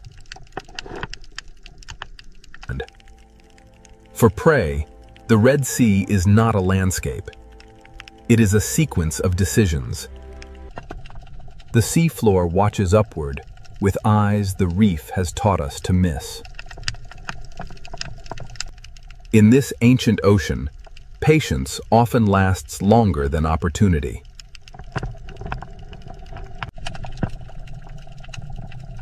Open water hunters use distance the way reef hunters use shadow. A predator can control a place without touching anything inside it. When stillness breaks, the ocean becomes a storm of decisions. The hunt does not end when the hunter disappears. It remains in the memory of movement. The Red Sea hides danger by making it look old. When everything moves except one thing, the ocean asks us to look again. ambush in the Red Sea is not always sudden. Sometimes it is arranged slowly. The predator is only half the trap. The other half is the reef. In this ocean, one wrong path can bring the hunted into another hunter's patience. The Red Sea is full of moments where survival depends on stopping in time. Some hunters hide inside the reef. Others let the entire ocean announce their path. In the ancient sea, fear connects lives that never meet. The art of silence belongs not only to giants, but to the smallest hunters of the reef. The Red Sea does not rely on one kind of predator. It builds balance through many kinds of silence. Current brings food, and with food comes attention.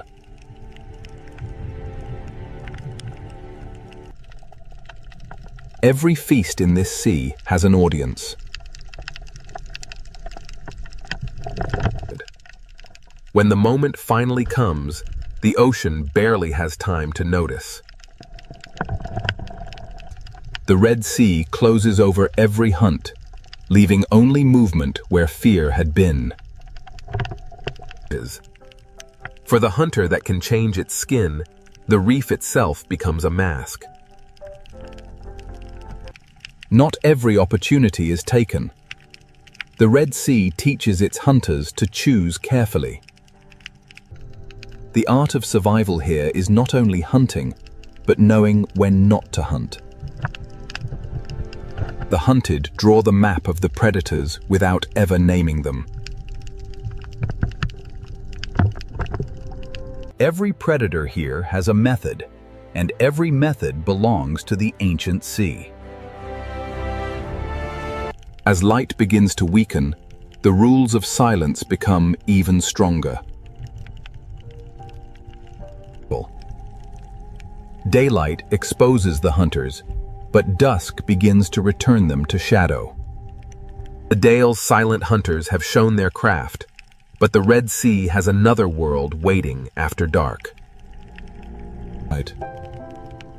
As the ancient ocean darkens, patience begins to change into movement. In the Red Sea, silence has mastered the day. Now, the night will give it a deeper voice. As daylight leaves the Red Sea ocean, silence deepens into something older. The reef does not sleep when the light disappears. It changes who is allowed to move. When night enters the Red Sea, even the coral begins to hunt. The smallest hunters of this ancient ocean awaken before the larger shadows begin to move. Darkness does not empty the Red Sea. It reveals another ocean within it. By day, the cave protected the hunter. By night, the hunter leaves the cave behind. The night reef belongs to those who know every tunnel in the ancient sea. At night, the Red Sea shortens the space between danger and life. The lionfish becomes more haunting when the ocean loses its color. In the night sea, patience becomes harder to see and easier to obey. Beneath the night water, even the sand may be alive. The Red Sea hides movement beneath stillness until the moment it chooses to rise. Night gives the octopus a larger canvas for disguise.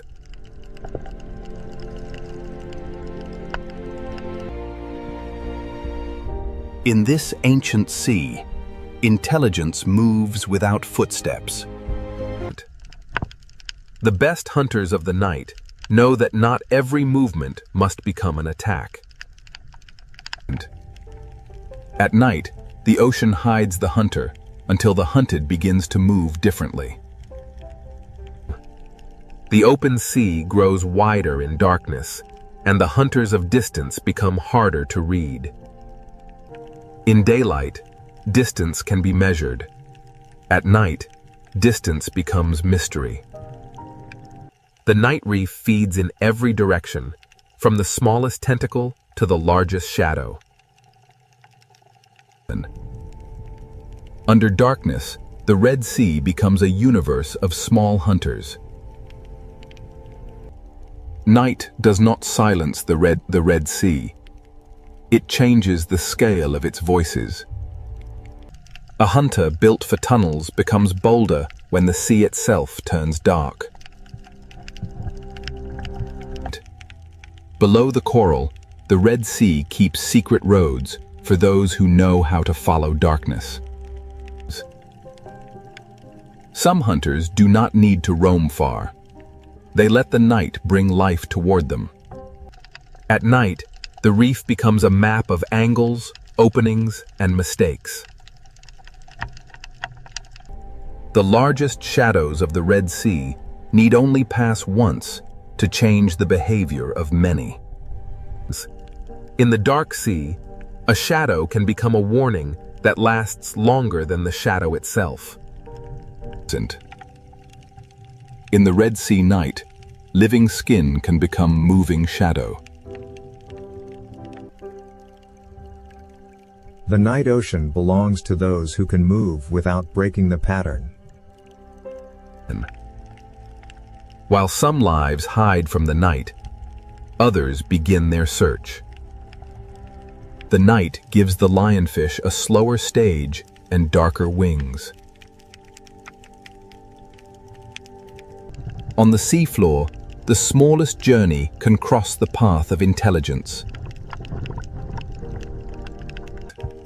The ancient ocean teaches hunters that a missed chance can still be wisdom. Power in the night reef often waits behind the smallest door. The deeper we look into this sea, the more hunters the darkness reveals. The Red Sea at night is not the same ocean. It is the hidden half of the ancient world. In darkness, the sea often tells us what is near by showing what changes direction. At the edge of the night reef, the ancient sea becomes depth without end. Large hunters do not need to disturb the ocean. They move through it like memory. Every life here changes the life beside it. The night shows the Red Sea as a chain of hunger, movement, and balance. Nothing in this ancient ocean hunts alone. Every hunt belongs to something larger. The smallest drifting life can shape the path of the largest hunter. By night, the Red Sea reveals the hidden pattern that daylight disguises. Even before dawn arrives, the night sea begins to prepare for another change. The Red Sea does not change all at once. It trades one silence for another. The hunters of darkness do not vanish. They become part of the reef again. By morning, the Red Sea looks peaceful, but the night has left its mark in every movement. Night has shown us the hidden hunters of the Red Sea. Now, the ancient ocean will reveal how every life feeds the next.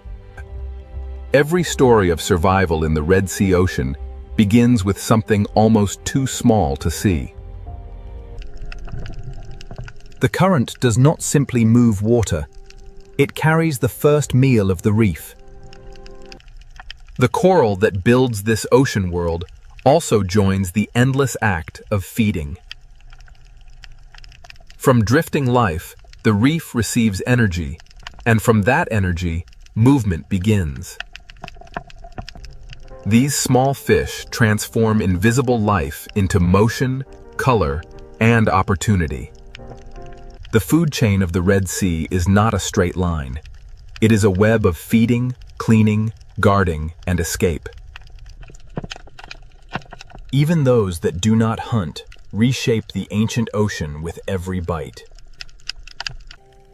Nothing wasted in the Red Sea truly disappears. It descends into another life. At the bottom of the sea, feeding and hiding often happen in the same breath. In the ancient sea, survival is not only competition. Sometimes it is an agreement. Even hunters must sometimes enter the economy of the reef.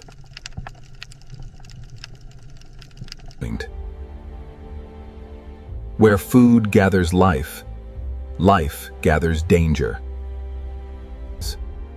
The same current that feeds the small also guides them past the patient.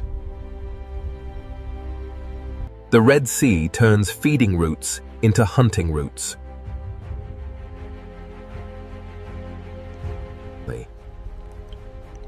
Every escape in this ancient ocean may lead past another mouth.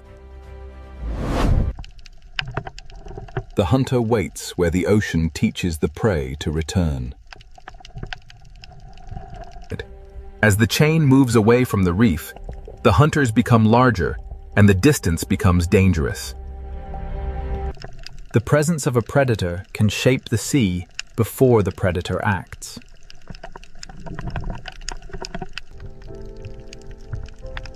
Hunger pulls life outward. Fear pulls it back. The chain does not end when food falls. It begins again on the ocean floor. At this scale, the Red Sea is a world of fragments, shelters, and sudden danger. In the ancient ocean, even the smallest hunter and the smallest prey live by timing. Some feeding protects the very home that makes feeding possible.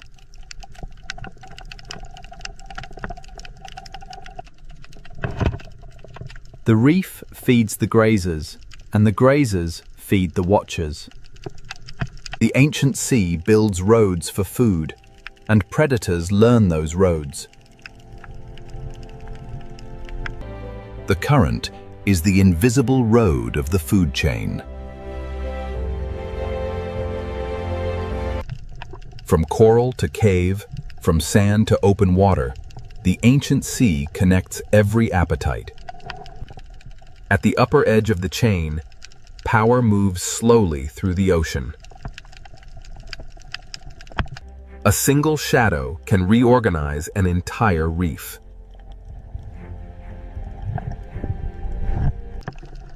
The Red Sea survives because fear pauses life, but hunger restarts it. This is the architecture of hunger beneath the Red Sea. The ancient ocean does not separate beauty from hunger, or hunger from balance. In the Red Sea, endings often become places for new life to begin. Every hunter is also part of a larger pattern, and no creature stands outside the chain. The rules of the reef can change with a single body moving away. When one creature moves through the sea, others follow the changes it leaves behind. Opportunity in the ocean rarely belongs to only one life. The ancient reef is not a battlefield alone. It is a living arrangement. The hunted are not passive in this sea. Their movement helps shape the hunt. Survival is not only escaping the strike, it is learning the shape of pressure. Some lives move in bursts. Others keep the reef alive through constant work. The foundation of the ancient ocean is built from lives that pass unnoticed. The farther life moves from shelter, the more the ancient ocean tests it. The Red Sea is not ruled by hunger alone. It is held together by the balance hunger creates. The silent predators of the Red Sea are not outside the reef's balance. They are part of what keeps it alive. Now that the chain of life has been revealed, the Red Sea will show us why its silent hunters are guardians of an ancient marine world. Now, the Red Sea Ocean shows us why its silent predators are not destroyers, but guardians of balance. To understand this ocean, we must see every life as part of one long rhythm. The smallest life in the Red Sea carries the strength of the largest hunters. The ancient sea begins with delicate mouths, reaching into the current. The reef gives them food, and the predators teach them movement. The lionfish waits in beauty, and through that waiting, the reef remains alert. Even the teeth of the Red Sea have a place inside the reef's fragile order. The great reef hunters preserve their strength, and the ocean learns their patience. Beneath the sand, the Red Sea keeps another layer of balance.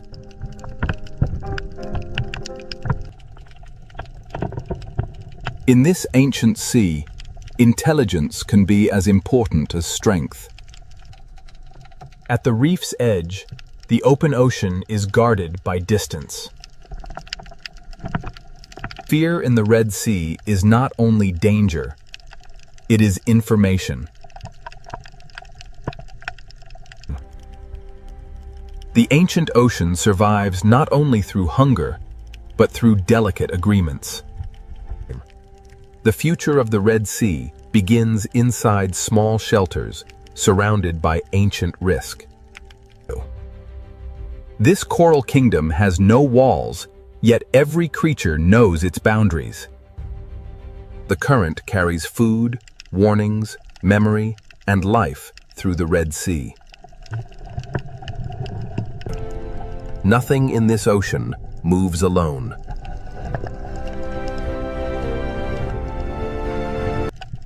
The Red Sea carries the memory of night into the daylight. Day and night trade the reef between them, but the ocean remains one. The reef is a monument built not by stone alone, but by life repeating itself. One coral tower can hold an entire history of hunger and shelter. The hunted are also teachers of the sea.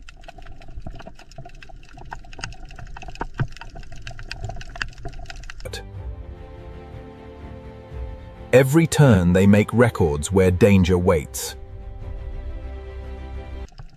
A guardian does not always protect by gentleness. Sometimes it protects by keeping balance firm. The Red Sea teaches life to look carefully, or become part of the lesson. Balance is not peace without danger. It is life continuing with danger understood.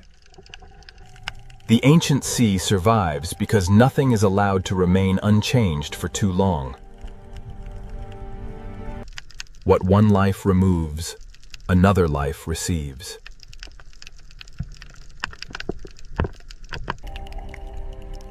The ancient ocean survives not only through hunger, but through delicate agreements.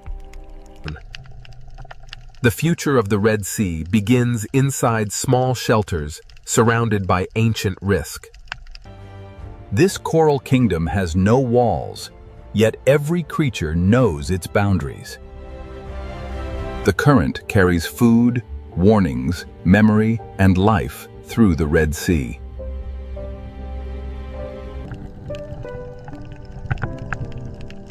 Nothing in this ocean moves alone.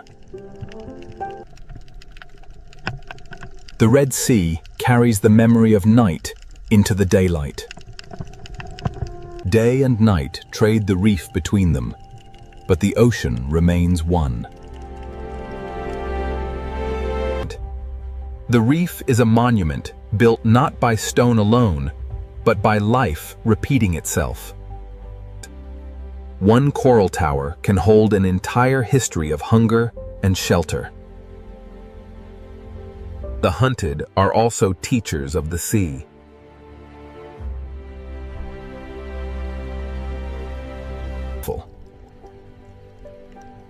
Every turn they make records where danger waits. A guardian does not always protect by gentleness. Sometimes it protects by keeping balance firm. The Red Sea teaches life to look carefully or become part of the lesson. Balance is not peace without danger. It is life continuing with danger understood. The ancient sea survives because nothing is allowed to remain unchanged for too long. What one life removes, another life receives. The guardians of the reef are not only the large hunters, they are also the tiny workers beneath them. The Red Sea is built in layers of dependence. The greatest hunters are not outside the reef's story. They are among its oldest sentences. The Red Sea endures because life here never stops answering change. This current has carried us through beauty, fear, hunger, and renewal. The silent predators remain, not as interruptions, but as part of the music of the sea. In the Red Sea, even darkness has a role in keeping the reef alive. A school of fish is not only many lives, it is one answer to the ancient question of survival. Between shelter and open water, the Red Sea keeps its balance. The strength of this ocean begins in forms too delicate to command attention. To see the Red Sea clearly, we must see the small and the great together. After every night, every hunt, and every shadow, the reef returns to color. The silent hunters are always near, and because they are near, the reef stays awake. The ancient passages of the Red Sea are not empty corridors. They are memory carved into the sea. Every shape in this reef has been given meaning by life. The Red Sea is beautiful not because it is gentle, but because it is whole. Here, power is measured not only by the hunt, but by the space each life allows another. The greatest story of this ocean is not a single hunt. It is the fact that life continues. Beneath us, the ancient marine world keeps breathing in silence. What once appeared as danger now reveals itself as part of the ocean's design. Above the surface, the Red Sea seems quiet. Below it, an ancient world keeps its balance. The silent predators remain below, unseen by most, yet essential to everything that lives there. The Red Sea is not merely a place of beauty. It is a living memory of survival. And beneath this surface, the ancient reef continues, without witness, without applause, without rest. In the Red Sea, silence is not emptiness. It is the sound of balance. The silent predators of this ancient sea do not end the story. They keep it alive. This is the Red Sea, silent, ancient, beautiful, and forever alive beneath the ocean. These are the roaring 50s, and the waves here know no equal. This is the Drake Passage. In the Drake Passage, the swells are relentless. Every wave grows taller, an endless stretch of turbulent water driven by the storm, the Bayless. The Southern Ocean is a place of raw power, and the notorious Drake Passage rarely disappoints. Challenging all. Beyond the shelter of the Horn lies the open expanse of the Drake, a passage famed for its turbulent seas and isolating fog. Here, there is no shelter, no safe harbor, only the dark sea and the relentless fury of the wind and waves. The swell builds relentlessly, a living machine of water and wind, culminating in the chaotic fury of the Drake Passage. The ocean corridor between Cape Horn and Antarctica is enormous and exposed, with waves moving in several directions beneath the heavy clouds. The sea becomes a doorway into the deeper story of Cape Horn. Ahead lies the violent Drake Passage, ruled by southern winds and hidden currents. The tiny research vessel provides a stark reminder of humanity's place in this immense wilderness. The Drake Passage, leaving the faint shadow of Cape Horn behind, we enter the unforgiving waters of the Drake Passage, where the ocean swells dominate everything. The gray waves roll endlessly here, propelled by the fierce winds of the deep south, a raw and untamed wilderness of water. From this height, the ocean reveals itself as a moving corridor, vast to human eyes, yet narrow when measured by the planet's forces. Beneath the gathering storm clouds, the ocean stirs, a vast engine waking, its power unleashed by the relentless wind. Here, in the infamous Drake Passage, the true force of the Southern Ocean is unleashed as massive swells rise and collapse with unimaginable power. The powerful swell dissipates into churning foam, only to be met by a fierce gust, scattering the spray across the relentless currents. Away from the sight of land, the waves themselves form a continuous chain, pulling us deeper into the profound blue-black heart of the ocean. As the camera glides forward, a low cloud bank rolls over the sea. The waves below move in long, parallel ridges. Below the surface turbulence of the Drake Passage lies an immense force, a hidden current, powerful and unrelenting, shaping the ocean depths. The Drake Passage. Its turbulent waves hint at a power far greater than the surface reveals. The chaotic surface yields to a powerful system.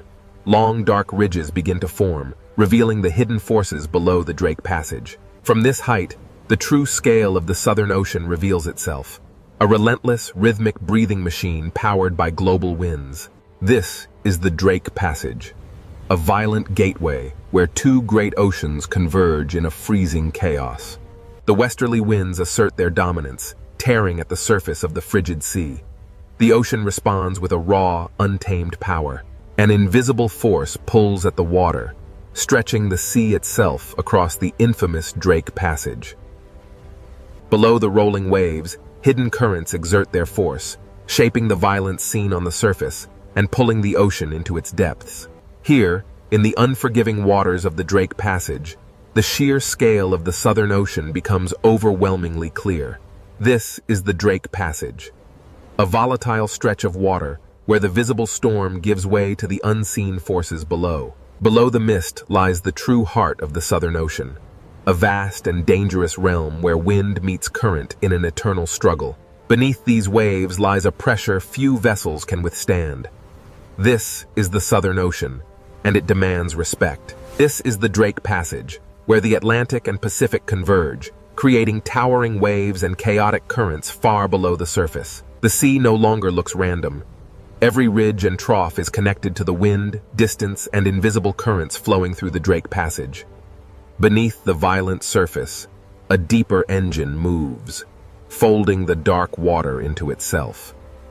A powerful gust tears across the surface, transforming the ocean into streaks of silver-white motion. But this is the Drake Passage, where the sea itself rises like a dark wall, unleashing the raw energy stored within its depths as it breaks into foam. As the chaos of the impact subsides, the true scale of the Antarctic waters is revealed, stretching endlessly towards the ice. Here, where the continents end and the true ocean begins, the Drake Passage guards the gateway to the deep unknown. The Drake Passage holds secrets beneath its turbulent waves. Deep below the surface, a massive current flows. As we journey deeper into the Drake Passage, the true force of the wind and the hidden currents beneath the waves begins to reveal itself. The Drake Passage. A violent, restless sea where two oceans collide before the final approach to the ice. The Drake Passage. A place where every second changes the shape of the world. Descending into the trough reveals the true scale of the Southern Ocean's power, a chaotic gateway into forces unseen. The Drake Passage is endless and exposed. There is no island, no harbor, and no peaceful coastline to soften the ocean's violence. In the infamous Drake Passage, the wind is the undisputed master. It rips across the water, tearing spray from the waves and drudged. The Southern Ocean holds the memory of distant storms. These waves, growing heavier now, carry that immense. The unforgiving swells of the Drake Passage offer no mercy. Here, swallowed by the immense power of the Southern. And so the ship vanished beneath the swell. The ocean, timeless and untamed, simply closed over the space. This is the Drake Passage, a visual threshold between the world we know and the mysteries that lie beneath the ice. Legend. Behind the mist lies Cape Horn, the final sentinel of the land. Now, the violent expanse of the Drake. The Southern Ocean tolerates no weakness. Here, the waves are the true masters, and the land merely a fragile witness to their power. Here, at the edge of Cape Horn, the Southern Ocean unleashes its full fury against the Black Rock, a violent prelude to the infamous Drake Passage. For countless millennia, the cliffs of Cape Horn have endured the ocean's endless assault, a testament to the raw, untamed power of the sea. This coastline offers no refuge. It is the final stone edge before the exposed, endless ocean swallows the horizon. As the cliffs of Cape Horn recede, the true scale of the Drake Passage begins to emerge. As the shelter of Cape Horn recedes, the true nature of the Southern Ocean reveals itself. Here, the swells run unimpeded toward Antarctica. Beyond the cliffs of Cape Horn, the ocean asserts its dominance. The small vessel is dwarfed by the immense. As the cliffs of Cape Horn vanished into the churning wake, the vessel pushed into a sea that grew darker, wider, and less forgiving with every passing moment. Here, in the unforgiving Drake Passage, the ocean demonstrates its power, quickly erasing the fleeting presence of the ship's passage. We leave the shelter of Cape Horn now, entering the infamous Drake Passage. Ahead lies the raw power of the Southern Ocean, Cape Horn, the very edge of the world's navigable waters. Beyond this churning chaos lies the frozen expanse of Antarctica, and the coastline stands as a warning. Every wave impact reminds us that even the land itself is shaped by the ocean's relentless force. The coastline ends here, swallowed by the mist. Southward, the ocean stretches like an open gate into unimaginable violence. This is Cape Horn, the gateway to the vast, untamed waters of the Drake Passage. As the swell travels outward, Cape Horn recedes into the mist, and the immense power of the open ocean takes control of the narrative. Here, between the continents, the wind blows unimpeded, driving the largest waves on Earth across the notorious passage. The wave crests move in long, organized rows, driven by an unseen force. What feels wide to us is... As the final coastline disappears, the sea becomes a complete world. A realm with no shelter, no return. The last sight of land recedes into the mist, and the sea becomes more than water. It is a boundary, both physical. As the waves subsided, Cape Horn vanished. We were now truly exposed to the raw power of the Drake Passage. Now, with no continent or island left to break the force of the wind, the sea grows rougher. The waves rise unchecked across the open ocean. Here, in the Drake Passage, the sea is an exposed arena. Wind, water, and distance combine into a larger, relentless force. We push farther now from Cape Horn, drawn closer to the violent heart of the Drake Passage. Here, Here, at the edge of the world, the Southern Ocean shows its true power. The small research vessel is merely a toy in the hands of the Drake Passage. The sea cares little for the machines of man. It rolls on, indifferent to our passage, reminding us that this crossing belongs to the water. The sea erases scale, direction, and certainty. The vessel is but a fleeting moment in the ocean's eternal power. As the land disappears, the sheer emptiness of the Drake Passage becomes apparent. Nothing but water, wind, and the humbling scale of the open ocean. Below the waves, the water turns to an impenetrable black. Here, in the heart of the passage, the horizon vanishes completely. The true scale of this desolate ocean world remains hidden, obscured by the endless fog and the relentless churning of the waves. Watch closely as the waves lift in sequence. This is how energy truly moves across the vast, open ocean, uninterrupted. As the spray clears, the immense breadth of the Drake Passage is revealed. A world swallowed by the sea. Standing here, you understand the true meaning of isolation. The sea is absolute, and we are merely guests in its domain. As the land disappears behind the mist, we turn south. Now, there is only the sea, and the realization that we are truly alone. As we move south, away from the land, the sea grows colder, rougher, and more commanding with every passing moment. We leave the steep ridges behind as the crossing moves from geography into the raw power of the weather-driven ocean. We leave the shelter of the continent now, entering the infamous Drake Passage. Here, the Southern Ocean winds. Here, at the edge of the world, the Southern Ocean unleashes its full power. This is the infamous Drake Passage. Here, at the convergence of the Atlantic and Pacific, lies the infamous Drake Passage, a place where the ocean swells run unimpeded around the globe. With Cape Horn behind us, the wind pulls the sea into motion, a natural bridge toward the atmospheric engine ahead. These waves, bending under the immense pressure of the wind, carry an energy that travels across the vast expanse of the open sea. With Cape Horn now gone, the sea becomes the only landscape, the only road, and the only danger between us and Antarctica. As the clouds race overhead, the immense power of the Southern Ocean winds begins to organize the sea into massive, unstoppable rows. Without land masses to slow them, the westerly winds howl across the open water, turning this passage into Earth's most violent and unpredictable marine corridor. Now fully exposed to the Southern Ocean, the westerly winds begin their relentless assault on the Drake Passage. This is the Drake Passage, where the Atlantic and Pacific converge in a violent clash of wind and water. As we rise, the true force of the westerly winds becomes visible. Long lines of foam sweep across the water. The relentless wind writes across the ocean's surface, etching temporary patterns into the rolling waves before they vanish into the deep blue. Here, in the unforgiving Drake Passage, the atmosphere and the ocean move as one powerful, interconnected machine. The sea carries energy from distant storms, and each wave feels like a message traveling across thousands of kilometers of Southern Ocean water. With thousands of miles of open water, the Southern Ocean builds immense power, culminating in these towering walls of water. Far from any shore, the westerly winds sweep across the open ocean, unimpeded.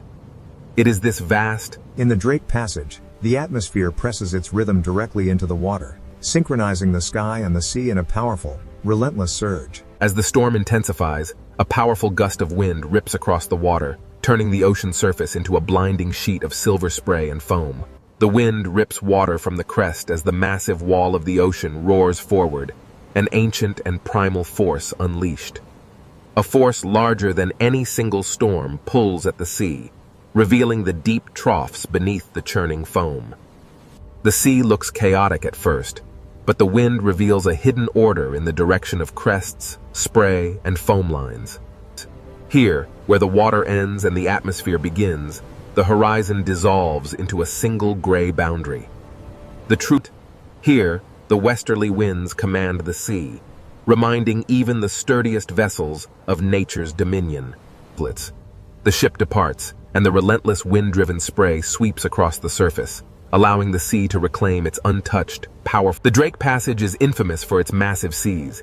Driven by the relentless westerly winds, these waves form endless ridges of raw, moving energy. Driven by the relentless circumpolar winds, the ocean surface is pulled eastward, a massive conveyor of energy linking these waves to the icy continent beyond. Here, the wind is not just a presence, it is the undisputed master, whipping the waves into a frenzy. Navigating the Drake Passage means facing some of the most treacherous waters on Earth, where waves emerge suddenly from the gray mist. Below the chaos of the storm layer lies the Drake Passage, where wind systems larger than continents shape the sea into these endless bands of power. Driven by winds that began far beyond this place, the swells carry that memory north, entering the unforgiving waters of the Drake Passage. As the storm intensifies, these colossal swells become mountains of water, revealing the true depth and fury of the Southern Ocean. The Drake Passage is known for its treacherous waters. Here, multiple wave directions collide, creating an unstable, churning sea. Here in the Southern Ocean, the sea appears violent. But every motion is connected to the wind, distance, and immense pressure. The ocean is a vast, complex system, driven by the atmosphere above it. Wind energy transfers to the water, powering the massive currents we see. As the gale intensifies, the crests are peeled away, strips of water racing across the surface like smoke. Here, at the Drake Passage, the powerful westerly winds sweep across the open marine corridor, driving the waves relentlessly eastward. With no land to block the storm, the wind imparts its energy directly into the sea. The waves grow longer and steeper, organizing in south of Cape Horn. The infamous roaring 40s and furious 50s unleash their full force across the unbroken expanse of the Southern Ocean. Here, in the notorious Drake Passage, the ocean moves not as individual waves, but as a single, enormous surface under the command of the wind. The ocean moves under atmospheric command. Following the foam scars twisting over dark water, subtle spiral motions reveal. The sea below answers with ripples, swells, spray, and troughs, turning the Drake Passage into a visible conversation between air and water. Observe how quickly a strong gust can reshape the open water, turning dark, rolling ridges into a chaotic expanse of bright foam. The wind's immense power literally shaves the tops from the waves, transforming the ocean surface into a violent spray. The ocean carries the memory of wind across its surface, each swell recording pressure, distance, storm history, and the wind's memory is etched into the very fabric of the sea. Here, in the immense Southern Ocean, westerly winds, the transparent currents, invisible to the naked eye, are the silent architects of the waves beneath the storm's fury. Here, in the infamous Drake Passage, atmospheric forces collide. This swirling vortex of pressure presses down, transforming the sea into a cauldron of violent waves. Driven by the relentless wind, the surface waters begin their eastward march, fueling the great current below. In this stormy corridor, the ocean reveals its true, untamed energy, constantly reshaped by the relentless westerly winds. Here, in the Drake Passage, the wind-shaped waves begin to synchronize, revealing the immense power of a deeper planetary circulation. Driven by the relentless wind, the sea exerts its raw power. We push onward toward the pale, ethereal glow of the... Driven by the relentless westerly winds, the Antarctic storm gathers strength, turning the ocean surface into a chaotic landscape of rising waves and sideways spray. While the wind tears at the surface, deep beneath the churning waves, a far larger, ancient power begins to rise. Below the storm-tossed waves lies a world unseen, where the ocean's deepest secrets flow in powerful, hidden currents. Here, at the surface, the storm rages, but beneath the churning foam, an ancient power stirs, waiting to be revealed. The camera plunges into the crushing darkness, where these colossal structures have stood undisturbed for millennia. Stabilized beneath the churning surface, the deep water of the Drake Passage moves with a slower, more powerful rhythm, far from the sun's reach. The Drake Passage Sea is not only waves, but a layered ocean system moving beneath the storm. Beneath the Drake Passage, the greatest ocean current on Earth begins its endless journey around the pole. The ocean. A river without banks, wide and powerful, flowing silently beneath the violent surface. Here in the Drake Passage, the wind whips the surface layers into a turbulent frenzy, while far deeper, the massive currents move steadily onward. The Drake Passage.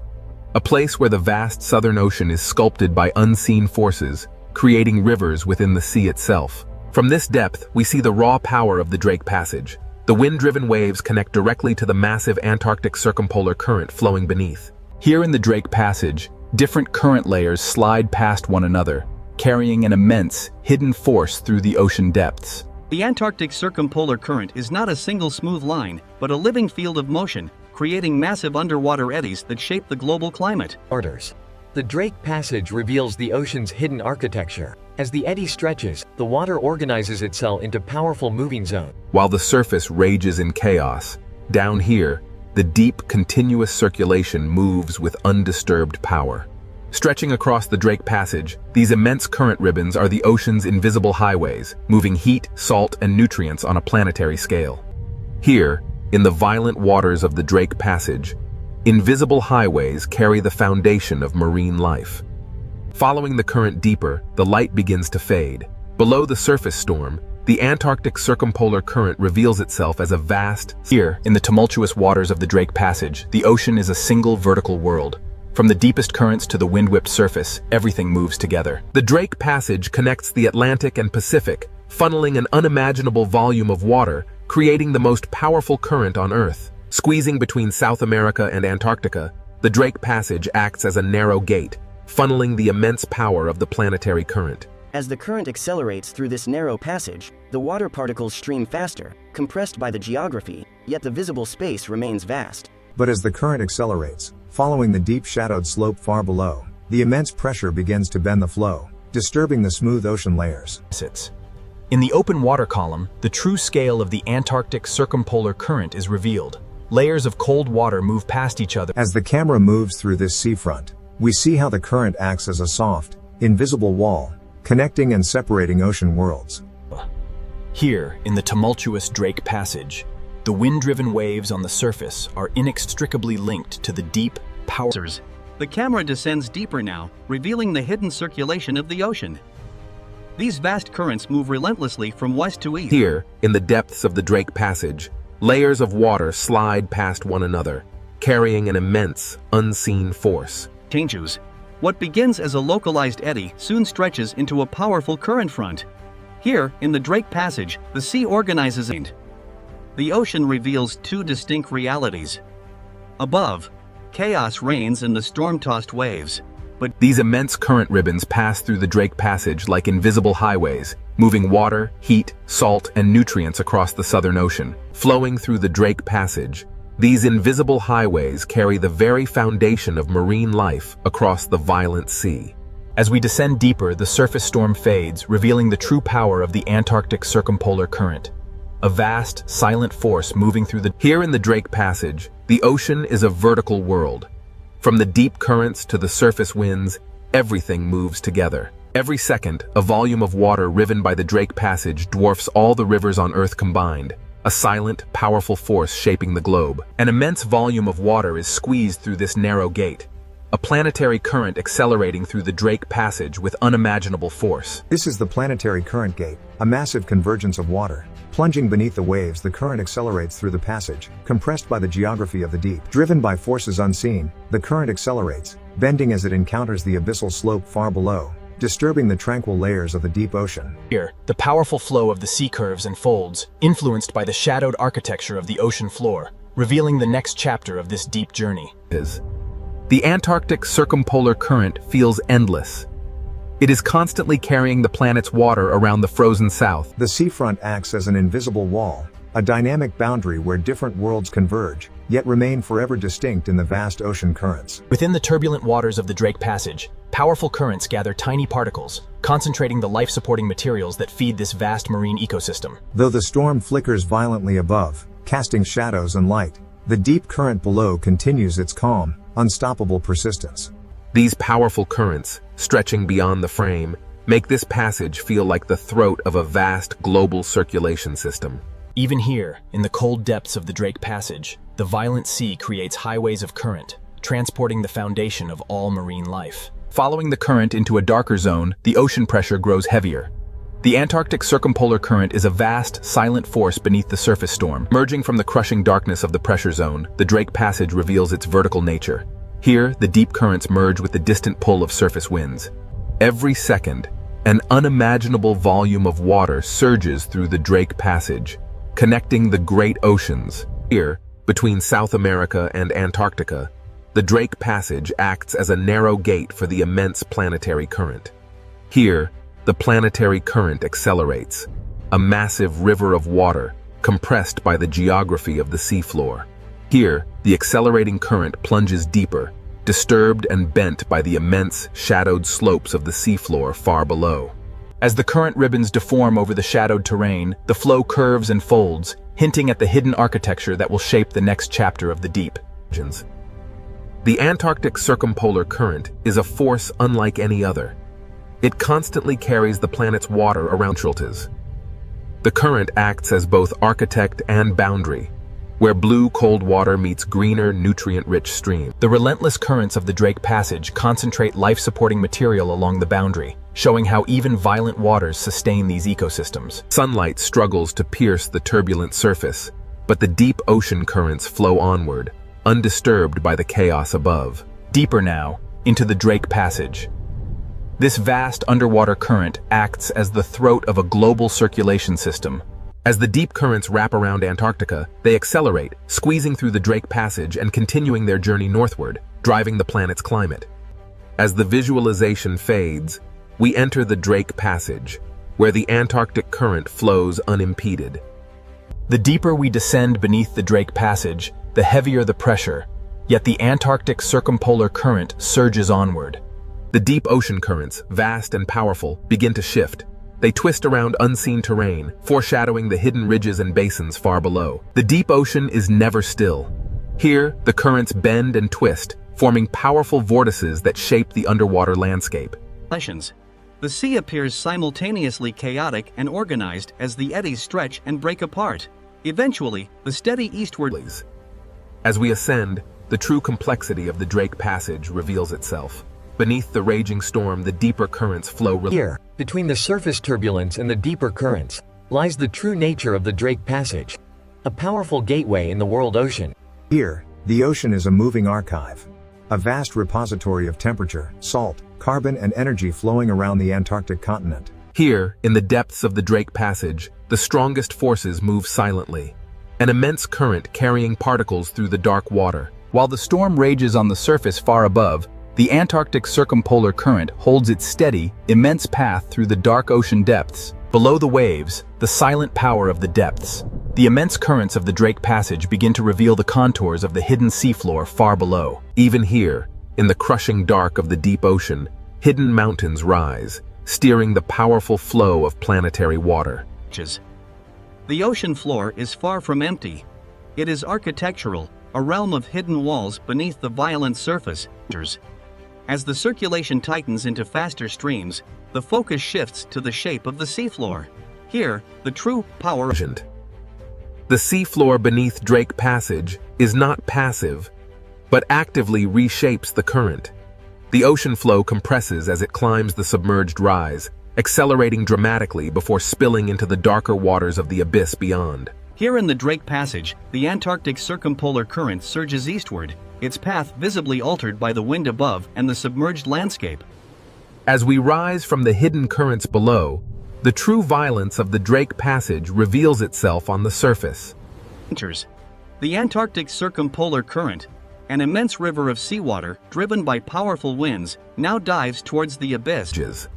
We descend into the Drake Passage. Below the stormy surface, the Antarctic circumpolar current rages. Below the stormy surface lies the true power of the Antarctic circumpolar current, a massive force hiding ancient structures beneath the waves. The descent continues toward the hidden seafloor. In the Drake Passage, the ocean floor silently steers the flow around this dark underwater wall. Here, in the crushing depths of the Drake Passage, the coldest water accelerates, transforming the seafloor into an alien landscape of submerged peaks. Descending into the basin, the powerful current slows, and the underwater valleys reshape the immense force of the sea into vast, rotating eddies. Here in the Drake Passage, beneath the violent waves, the rotating basin eddy begins to stretch. It transforms into a long blue-gray. As we descend deeper, the true architecture of the abyss is revealed. Invisible walls carved into the seabed funnel the powerful. The camera glides into the narrow channel, and the current accelerates, a planetary river forced through hidden gates deep within the Drake Passage. The camera watches as current ribbons bend sharply around this deep fracture zone. The seafloor proves that the chaos above has structure far below the surface. In the Drake Passage, the sea reveals itself as a deep mechanical system, where water, stone, pressure, and rotation work in powerful unison. As we ascend from the depths of the Drake Passage, the distinct boundaries between water masses become visible. driven by unseen forces.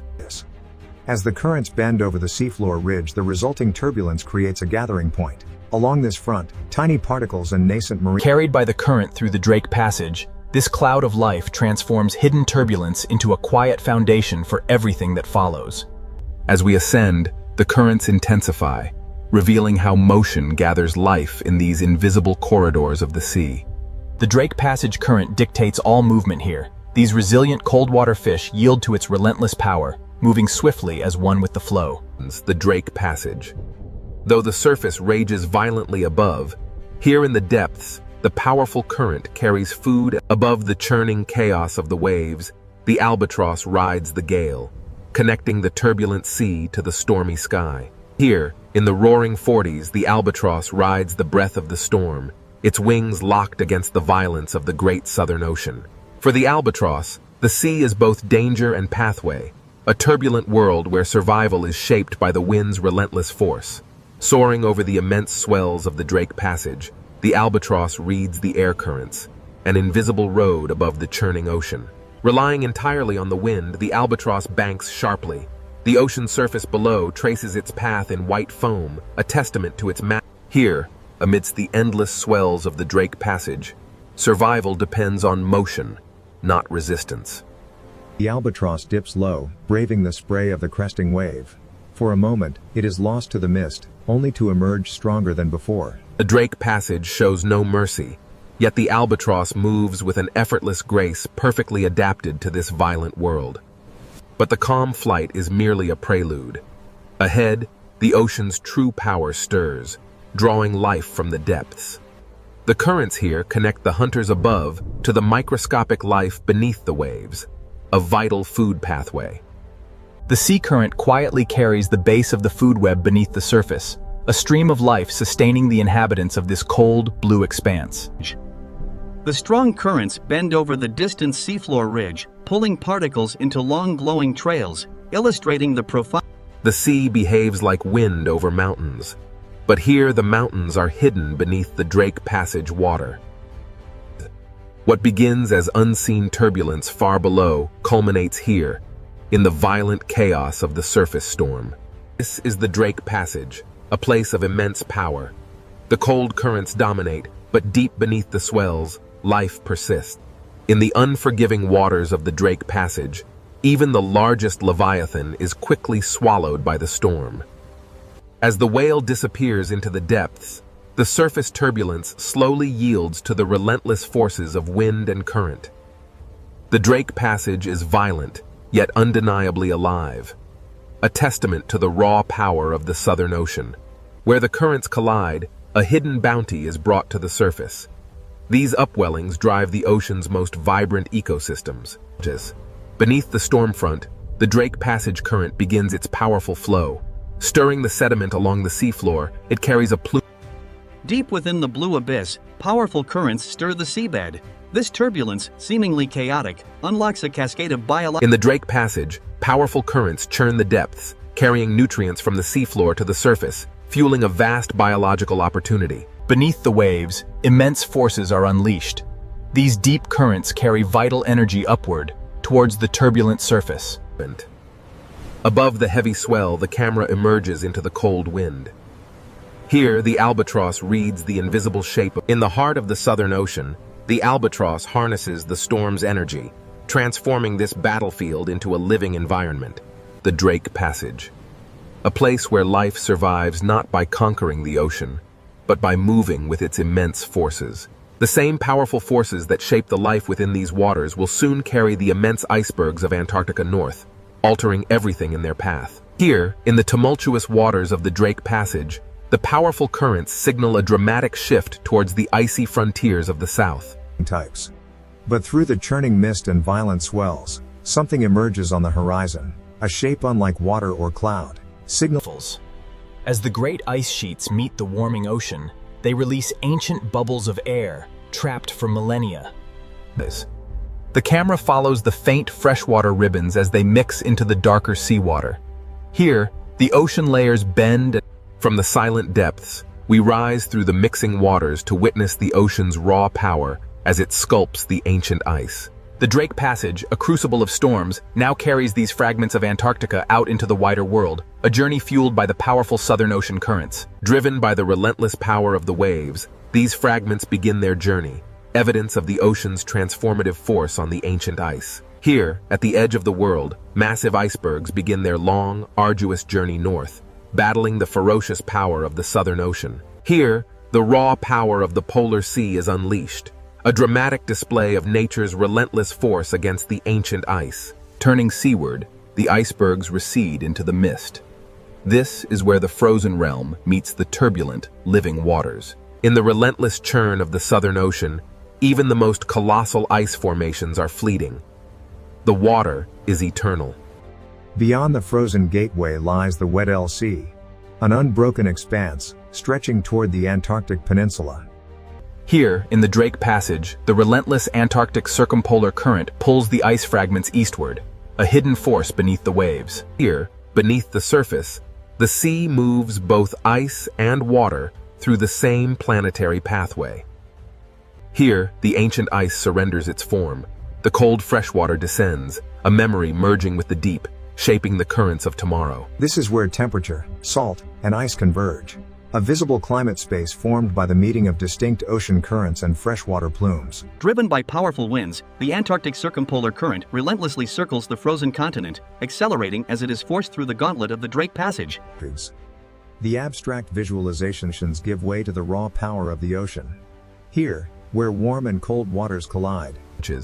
The storm rages, yet life persists even here. And amidst the chaos, this small buoy measures the ocean's violent power. Monitoring the relentless movement of the Drake Passage, this silent sentinel measures the vital statistics: temperature, salinity, current, and pressure. While the surface rages, the true symphony of the deep remains hidden. Here, science listens passively to the ocean's uncontrolled voice as the instrument recedes, the true observatory reveals itself. The Drake Passage carries secrets through its layers.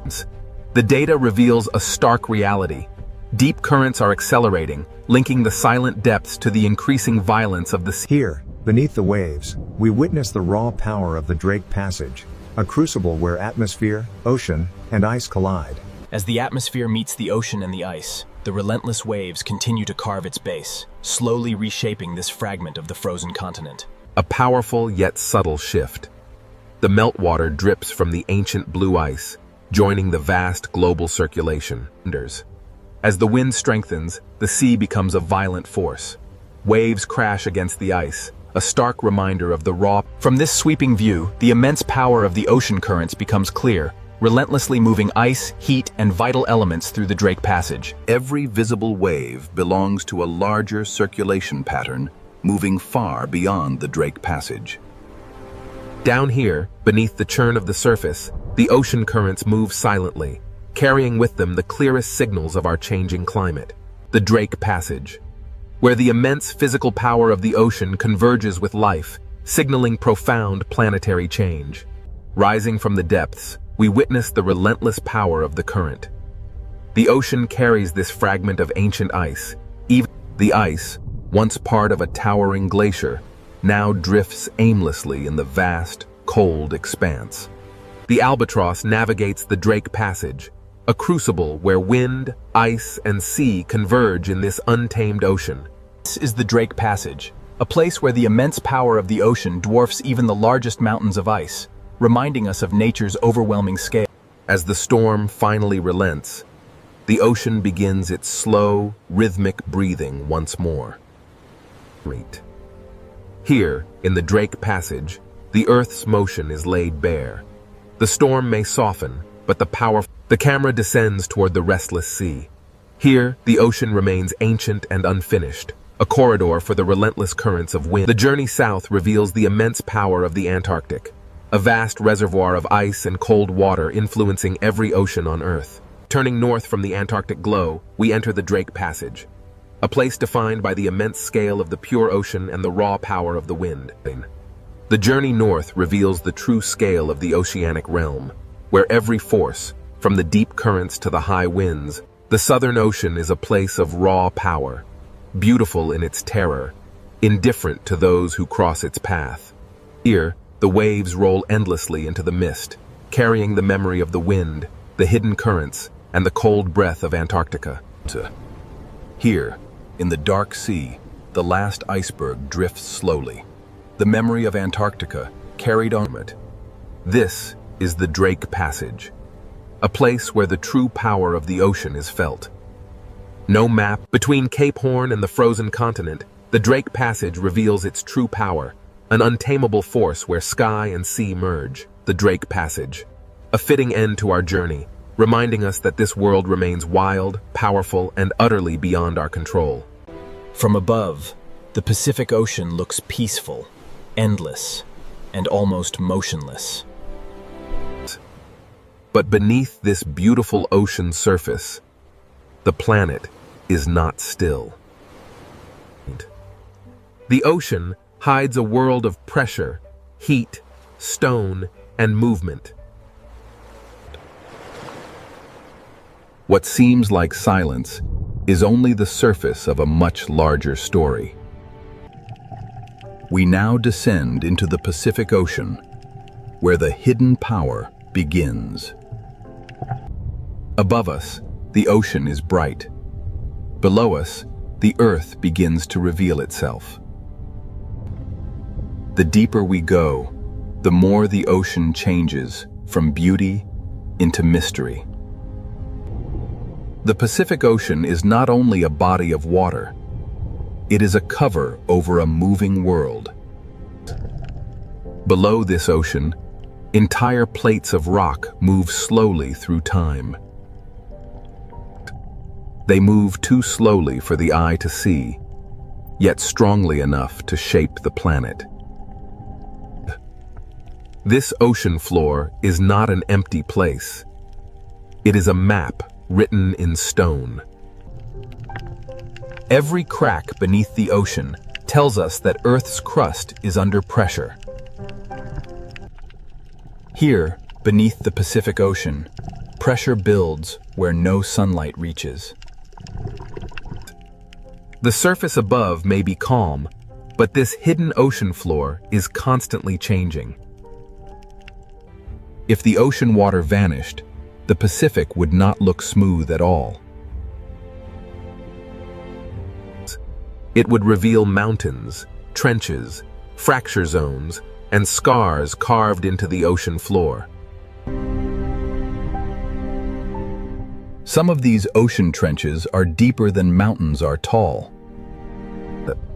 These are not empty holes in the ocean. They are places where Earth's crust bends downward. At the edges of the Pacific Ocean, one plate can be forced beneath another. This slow descent is the beginning of the Ring of Fire. The Ring of Fire is not a perfect circle of flames.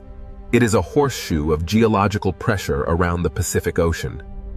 Around this ocean, tectonic plates meet, collide, slide, sink, and fracture. This hidden boundary crosses the edges of continents, island arcs, and deep ocean basins. Volcanoes rise here because the ocean floor is being recycled into the planet. Some volcanoes reach the sky as islands. Others remain hidden forever beneath the ocean. The ocean hides much of Earth's volcanic power from human eyes. Here, fire does not need the open air. It can build new rock beneath the sea. Under the Pacific Ocean, heat, water, and stone meet in darkness. The seafloor itself seems to breathe where Earth's interior reaches the ocean.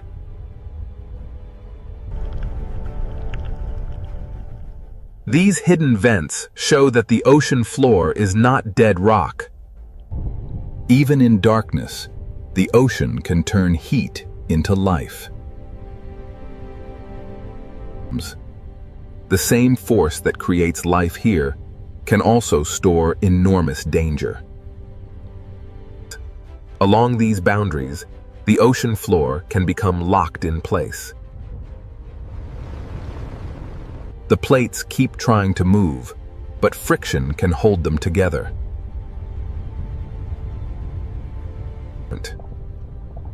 Stress can gather beneath the ocean for decades, or even centuries. The quiet years are not proof that nothing is happening.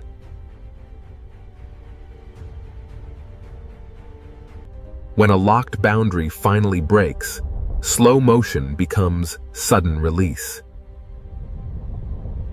This is how the hidden ocean floor can become the source of a powerful earthquake.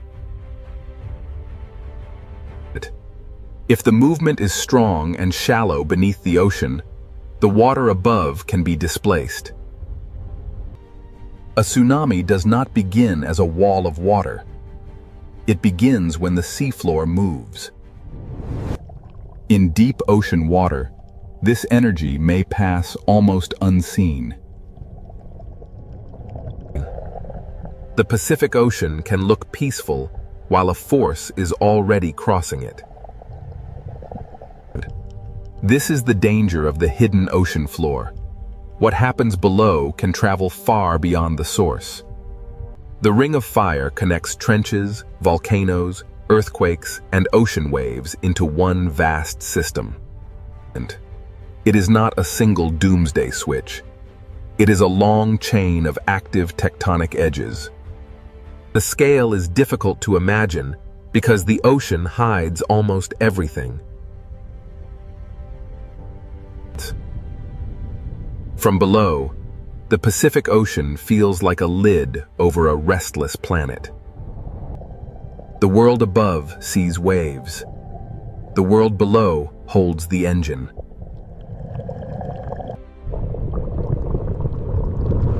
Now we understand why the calm ocean surface can be misleading. Beneath the Pacific Ocean, stone descends, melts, rises, locks, and waits. To understand this hidden power, we must follow the ocean floor downward into the process that drives it all. The Ring of Fire begins not with flame, but with descent. In the next part, we enter the subduction zone, where the ocean floor is pulled back into Earth. Here, beneath the Pacific Ocean, the Ring of Fire begins not with flame, but with descent. At the edge of the Pacific Ocean, one massive plate is being pulled beneath another. This process is called subduction, the slow return of the ocean floor into Earth. Oceanic crust is colder and denser than the rock above it, so gravity helps pull it down. The movement is slow, often only a few centimeters each year, but its power is enormous. A motion too slow to watch can still reshape the entire ocean basin.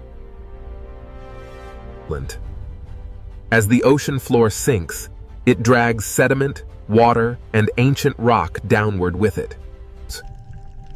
Water trapped inside minerals begins a journey deep beneath the Pacific Ocean. As the slab sinks, pressure rises, temperature increases, and the hidden chemistry begins to change. The ocean floor does not simply disappear. It transforms the world around it. Water released from the descending ocean plate lowers the melting point of surrounding rock. This is where magma begins, not from random fire, but from pressure, water, and heat. Above the sinking slab, the deep earth starts to melt. The magma rises because it is hotter and lighter than the rock around it. Over time, these rising paths can feed volcanoes beneath the Pacific Ocean. This is why the Ring of Fire is lined with volcanoes.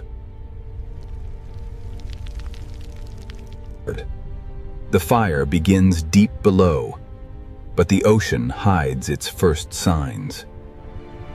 Some magma builds new seafloor without ever touching the sky.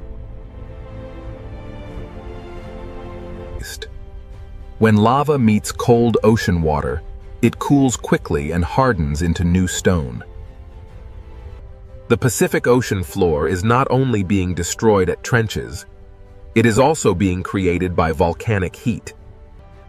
Subduction destroys old crust, but it also gives birth to volcanic arcs and new terrain.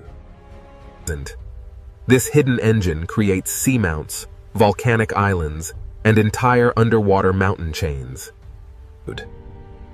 A seamount may look still, but its origin is written in the movement of plates. Where heat escapes into the ocean, the seafloor begins to breathe.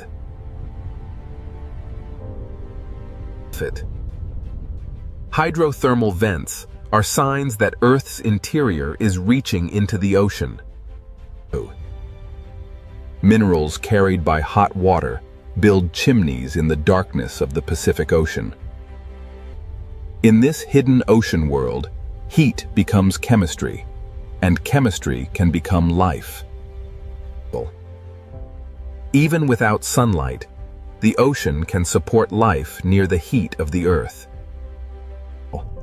Subduction is not only a destructive force, it is also a creator of hidden ecosystems. But the same process that creates heat and life also stores danger along locked boundaries. Where the descending ocean plate meets the plate above, friction can stop the movement. The plates continue pushing, but the boundary holds them in place. Energy gathers slowly beneath the Pacific Ocean, hidden from the surface world. For decades or centuries, the ocean above may look completely calm. The quiet years are part of the earthquake cycle, not proof that nothing is happening. Every locked section is a place where slow motion can become sudden release. When the boundary finally breaks, stored energy can move the ocean floor in seconds. This is the link between subduction and the largest earthquakes on Earth.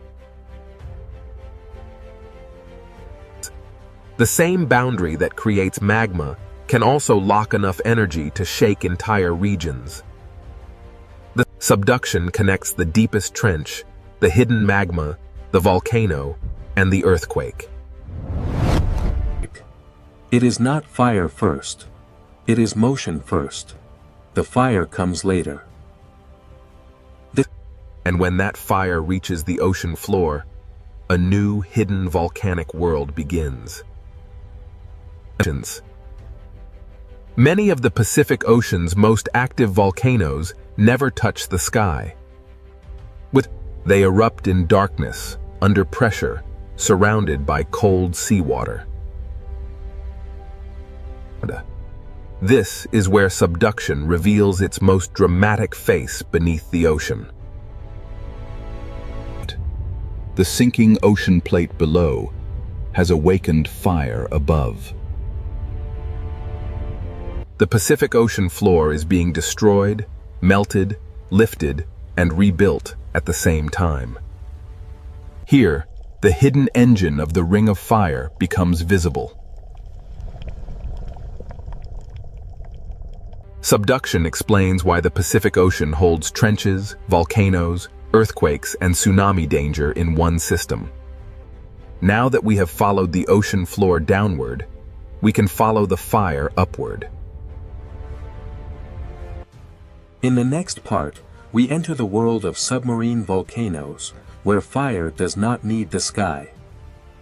Beneath the Pacific Ocean, the planet is not only sinking, it is beginning to burn. Beneath the Pacific Ocean, fire does not need the sky to begin.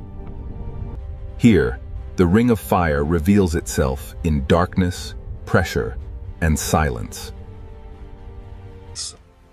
Most people imagine volcanoes reaching into the air, but many are hidden beneath the ocean. This volcano has no ash cloud, no mountain skyline, and no watching crowd. Its power is hidden below the sea, where sunlight never reaches. Under pressure, even a quiet ocean floor can become a volcanic landscape. Magma rises through fractures, searching for a path into the ocean. When lava enters the Pacific Ocean, fire and water meet in an instant. The ocean cools the lava quickly, turning molten fire into new stone. These rounded forms are pillow lava, one of the signatures of underwater eruption. The ocean floor is being built one cooled layer at a time. A submarine volcano is not only a place of destruction, it is a factory of new terrain. Every slope records older eruptions beneath the ocean, layered in darkness over time. Some eruptions build slowly, while others reshape the ocean floor in sudden bursts. Not every eruption is glowing lava. Sometimes the ocean floor exhales heat through mineral smoke. With hydrothermal vents form where seawater enters cracks, heats below, and rises again, loaded with minerals. In the deep ocean, minerals can build towers where heat escapes from the earth. These chimneys are monuments to the hidden connection between the ocean and Earth's interior. The seafloor seems to breathe, exhaling heat from a world far below. Around these vents, the ocean becomes a place of chemistry instead of sunlight. Even here, in darkness, life finds a way to gather around heat. these organisms do not depend on sunlight. They depend on chemical energy rising from the ocean floor. Microbes turn minerals into energy, and that energy supports an entire community. The same heat that can destroy also creates a place where life can survive. This is the great contrast of the ring of fire beneath the ocean. It buries old crust, builds new ground, and changes the shape of the seafloor. A volcano beneath the ocean can grow silently for centuries. Layer by layer, eruption by eruption, it becomes part of the underwater landscape. Underwater volcanoes are difficult to see, but their signs are written in heat, bubbles, and stone. An eruption beneath the ocean may leave only chemical changes, floating pumice, and evidence on the seabed. But the ocean hides the drama, but it cannot erase the record.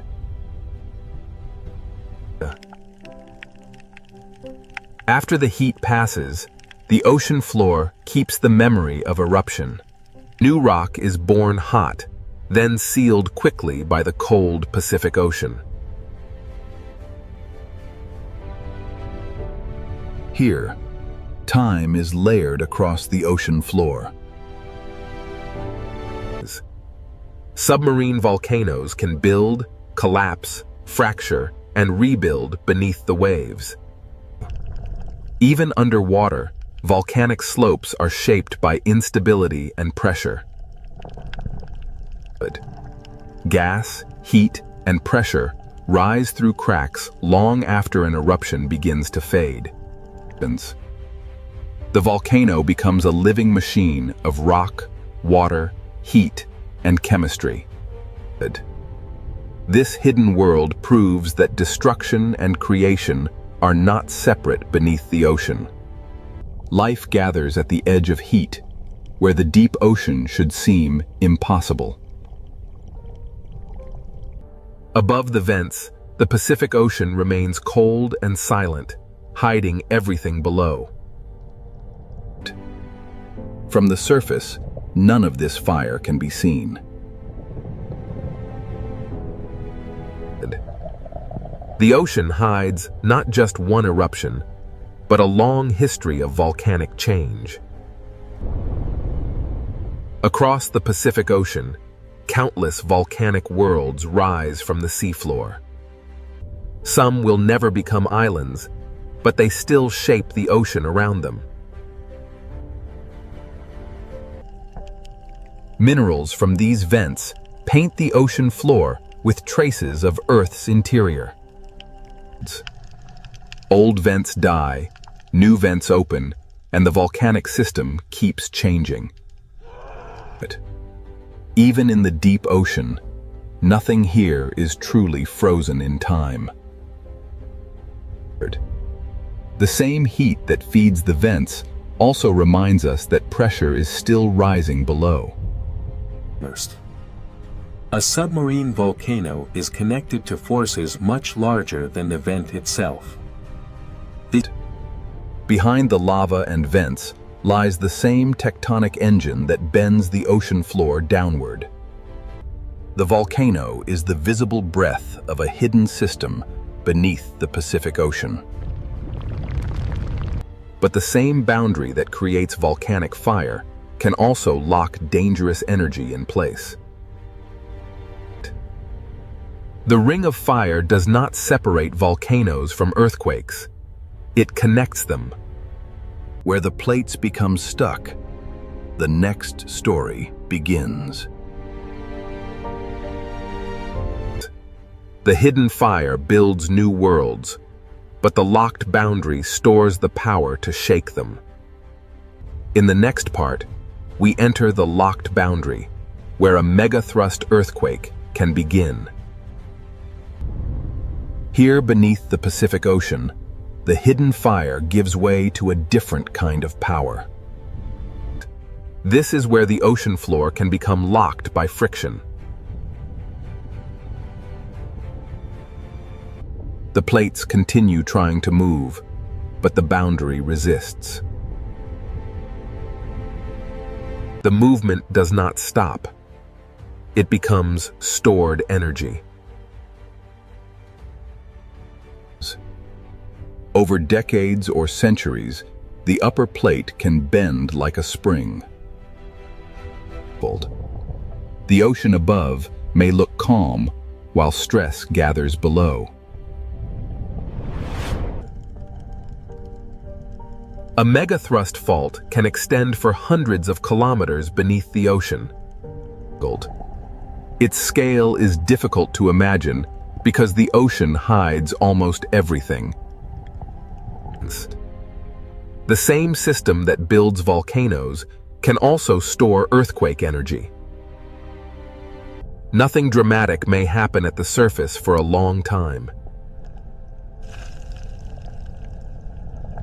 The quiet years are part of the earthquake, not proof that the ocean floor is still. Stress leaves small signs before the great release. Gas, pressure, and motion reveal that something deep below is changing. The boundary is locked, but the force behind it keeps pushing. This is the silent tension of the Pacific Ocean. Like a compressed spring, the ocean floor holds energy until the locked section can no longer resist. Then, in seconds, the locked boundary begins to fail. The release starts in one place and races through the boundary. A vast section of Earth's crust can move in moments. This sudden movement is the heart of a megathrust earthquake. The shaking begins below the ocean, where no city lights can see it. The rupture can travel across an enormous fault surface.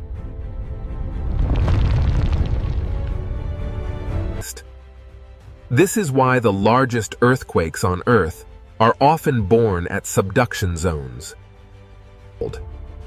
When the ocean floor moves vertically, the water above cannot remain still.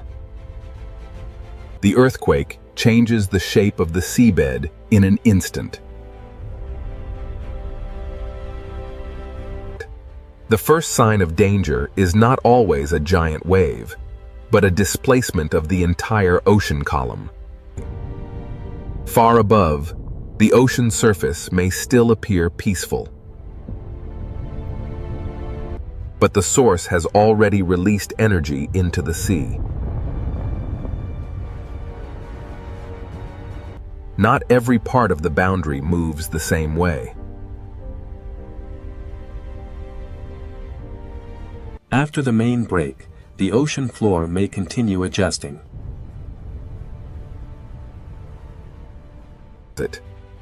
Each adjustment reminds us that an earthquake is not a single simple moment. The surface can hide the scale of what has happened below.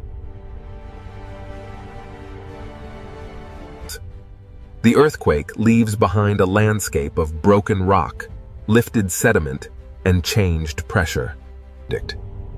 A fault scar on the ocean floor is the visible wound of hidden energy release. If enough seafloor moves upward or downward, the ocean itself begins to respond. This is the moment when an earthquake can become something more than shaking. The entire column of ocean water can be disturbed from seafloor to surface. A movement in darkness can send energy toward distant coastlines. In deep water, this energy may travel almost unseen. The rupture may last only moments, but the consequences can travel across the ocean. Subduction, friction, rupture, and displacement are linked in one hidden chain.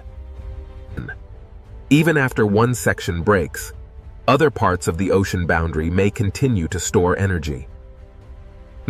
This is why the Ring of Fire must be understood as a long-term system, not a single event. The Earth is not angry. It is releasing stress stored in stone. From above, the Pacific Ocean may still look unchanged. But beneath that calm ocean surface, the seafloor has already moved.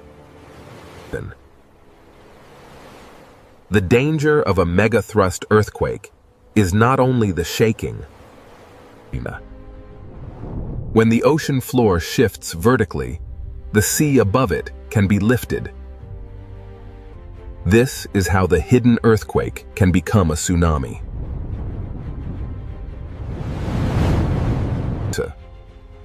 A tsunami begins not as a towering wave, but as the ocean being displaced. In deep water, the first movement may be almost impossible to see. In the next part, we follow that energy as it crosses the Pacific Ocean and becomes a tsunami. Beneath the ocean, the boundary has broken. Now the water begins to move. Beneath the Pacific Ocean, the boundary has broken, and now the water begins to move. A tsunami begins when the ocean floor moves and displaces the water above it. But this is not a wind wave. It is the movement of the ocean from bottom to surface. The entire ocean column is disturbed, and the energy begins to travel.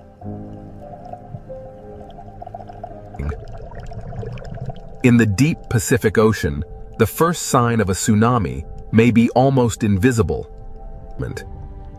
The source may be hidden beneath the sea, but the energy does not stay there. A tsunami can cross enormous distances while the ocean surface still looks calm. But far from shore, the Pacific Ocean may show almost no dramatic height. The danger is not always in what the eye can see.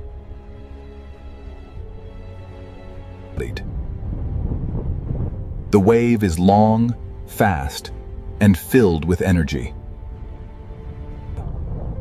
Across the Pacific Ocean, the energy moves over landscapes hidden far below the surface. Even underwater mountains feel only a passing motion as the energy continues outward.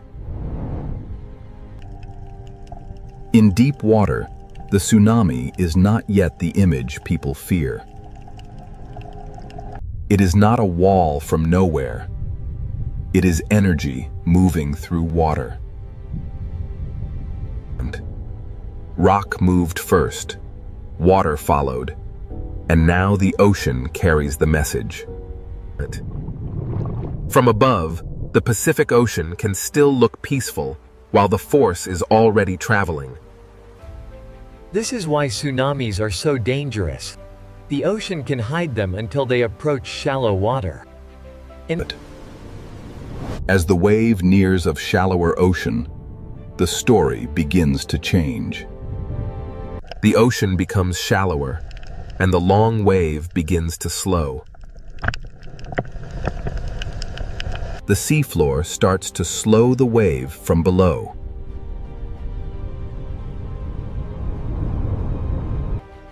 As the wave slows, its energy is squeezed into a smaller space. The hidden motion begins to grow into visible force. Near shore, the ocean floor feels the change first. The energy that was almost invisible in deep water now begins to rise. The ocean surface changes because the whole water mass is being forced upward. What was low and fast in deep water becomes higher and more dangerous near shore.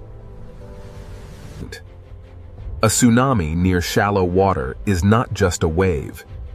It is a moving mass of ocean. Sometimes the first warning is a strange retreat of the sea. When the ocean pulls away suddenly, it can be a sign that a stronger surge is coming. The ocean does not always announce danger with height. Sometimes it begins with motion. Then the sea returns with the energy gathered across the basin. The force is not only above the surface, it moves through the full depth of the water.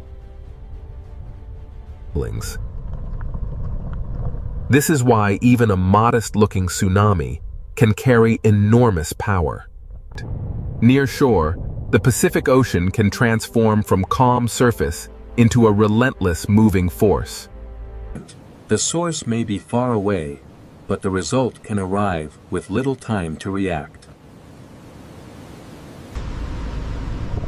Below the surface, the tsunami is a current as much as a wave. The shape of the ocean floor can focus and strengthen the moving water. Every coastline receives the energy differently because every seafloor is shaped differently. A tsunami is physics. Rock moves, water is displaced, and energy spreads. The chain begins at the ocean floor and ends wherever the energy reaches shallow water. To understand a tsunami, we must connect the quiet surface to the hidden seafloor. The ocean remembers the movement long after the first rupture has passed. One movement in darkness can send waves across thousands of kilometers of ocean. This is why the Pacific Ocean demands understanding, not panic. Fear alone does not save lives. Understanding the mechanism does. Science cannot stop the ocean floor from moving, but it can listen. Warnings begin with measurement, observation, and respect for the ocean. The more we understand the deep ocean, the better we can live with an active planet. The Pacific Ocean is dangerous because it is alive with movement, but it is also readable. After the surge, the ocean may look peaceful again. But beneath that calm blue surface, the same geological system continues to work. The tsunami is not separate from the volcano, the trench, or the earthquake. It is one chain of motion beneath the Pacific Ocean.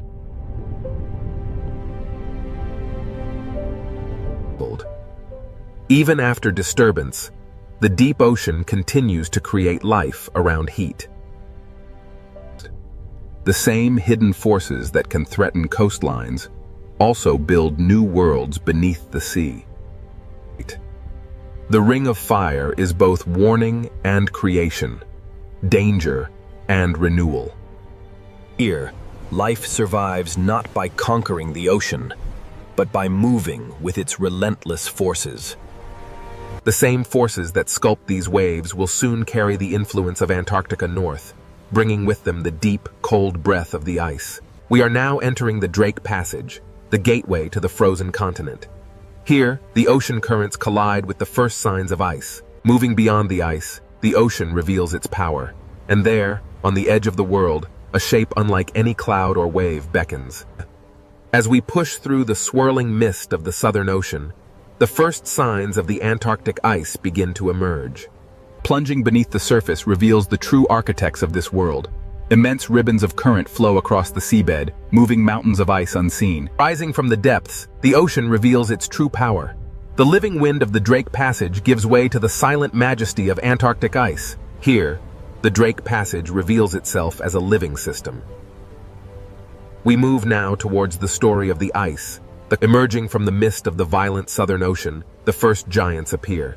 Blue and white sentinels, beginning their long voyage north. Emerging through the mist, the great glacier stands silent, a wall of frozen history, while the dark waves crash below. Against these walls of blue ice, the waves of the Southern Ocean spend their fury, a timeless battle between water and frost.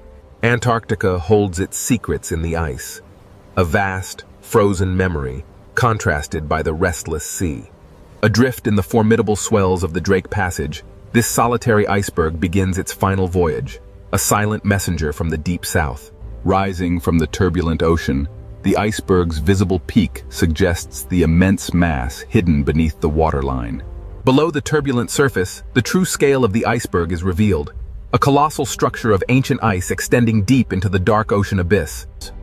Here, beneath the waves, the ancient ice begins its slow, inevitable return to the sea. Meltwater streams carry... Here, frozen land meets the moving sea. This quiet exchange of meltwater fundamentally alters the ocean's chemistry and currents. Rising from the depths, we witness the sheer magnitude of the iceberg. Here, wind and wave collide with millennia of compressed ice. The Drake Passage possesses a raw power unmatched anywhere on Earth, constantly reshaping the Antarctic coastline. The ocean slowly breaks, moves, and transforms the frozen landscape, demonstrating an unstoppable force. Wonders. Here, at the edge of the Antarctic, the Drake Passage lives up to its fearsome reputation. A place of raw power. Between these towering monoliths, the ocean's fury is trapped, a violent contrast to the stillness of the ice. Leaving the icy embrace of the bergs, the open ocean beckons. Here, the world of ice merges with the dark, The Drake Passage is a place of immense power. Here, The ocean's ceaseless current demonstrates that even the most ancient Passing through the arch, the true scale of the Southern Ocean reveals itself. Dark waters and floating ice stretch toward the distant peninsula. The dramatic currents of the Drake Passage carry these ice fragments, a visual testament to the hidden power of the Antarctic circumpolar current below. Beneath the surface, the cold currents begin their journey, a vast planetary pathway moving ice and water in a cycle spanning the entire globe. As the meltwater trails sink and spread, the ocean absorbs the cold freshwater memory, fundamentally altering the deep currents. Here, the ocean reveals its true complexity. Layers of temperature, salt, and melting ice converge in a dynamic, global climate space. Emerging from the depths, the visualization reveals the vast currents circling Antarctica, accelerating as they funnel through the narrow Drake Passage. What appears as energy from space is revealed at the surface as the immense power of the ocean, where the exchange of cold water drives global circulation. The sheer power of the ocean is evident here. Yet, this small autonomous research buoy shows us that even this battered by the relentless waves of the Drake Passage, this solitary buoy continues its silent vigil, recording the vital statistics of the Southern Ocean. Even as the storm rages above, deep beneath the waves, the true power of the ocean currents remains constant, observed by silent scientific sentinels. Here, in the vast expanse of the Drake Passage, the ocean itself becomes an observatory without... Rising from the depths, the ocean's true power becomes evident. The hidden currents measured below reveal a climate story unfolding violently at the surface. The Drake Passage, a turbulent gateway where the world's oceans converge, driven by forces that shape the global climate. As the massive iceberg slowly turns, the powerful waves carve deep into its base, demonstrating the relentless force of the warming sea. Here, the ancient ice surrenders to the sea. Drop by drop, the Antarctic meltwater begins its long voyage. As the wind strengthens, the ocean reminds us that even climate processes are wrapped in violence, motion, and the profound cold of the water. Here, at the edge of the world in the Drake Passage, the ocean reveals itself as a vast, powerful transport system. Look closely at the foam lines stretching eastward. They reveal a massive circulation pattern moving far beyond the confines of the Drake Passage. Hidden beneath the waves, the deep currents silently carry the signals of a changing climate, a powerful force shaping the planet's future. These luminous currents represent the raw, physical power of the Drake Passage, connecting surface life with the deepest reaches of the ocean. The ocean currents are relentless. They transport these fragments across the globe, even as the warming waters slowly begin to break them apart. Cast adrift from the frozen continent, these fragments begin their final journey, surrendered to the warming currents. Life here is defined by the elements. The albatross, master of the wind, navigates the turbulent sea and the towering ice of the Drake Passage. These waters are a reminder that some forces are far greater than any single creature. As the storm finally recedes, the ocean reveals its true, powerful rhythm, a reminder of nature's enduring strength. In the Drake Passage, where Earth's motion becomes visible, the softening storm reveals the relentless drift of ancient ice. We descend into the ancient currents, a restless ocean, shaped by the relentless wind and the slow march of ice, a world unfinished. As the camera turns south, we see the true source of global ocean influence. Antarctica. As the last signs of the continent vanish behind us, we face the raw power of the open ocean. Pure wind, pure water, planetary scale. Here, the ancient forces of geography, wind and current converge, shaping the very face of the planet. Here, at the edge of the world, the clouds momentarily part, revealing the terrifying beauty of the Southern Ocean. Each wave carries the memory of wind, hidden current, deep seafloor, drifting ice, and the cold breath of Antarctica. As the last iceberg yields to the dark sea, the ocean continues its timeless journey, carrying the memory of Antarctica.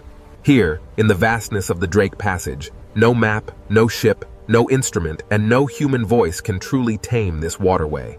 The immense power of the Southern Ocean is revealed as storm clouds and drifting ice merge with the dark sea of the Drake Passage. As this six-part journey concludes, the Drake Passage reminds us that the ocean is still alive, still violent, and still beyond human control. Between desert and deep ocean, the Red Sea hides a world far more alive than its surface suggests. From above, this ocean looks narrow, but below the surface, it opens into a vertical kingdom. The desert disappears, the heat fades, and the ocean begins to reveal its hidden world. At first, the reef looks like paradise, a living ocean city filled with color, fish, and light. But this beauty is not peaceful in a simple way. Every fish here lives close to danger. In this ocean, coral is not only shelter, it is a maze where every path can become a trap. The Red Sea Ocean is a corridor of predators, where every layer has its own hunter. Beyond the reef edge, the ocean changes. The blue becomes deeper, quieter, and more dangerous. Hammerheads patrol the blue, reef sharks guard the walls, barracudas wait in the current, and silent hunters hide below. So who truly rules this narrow ocean corridor?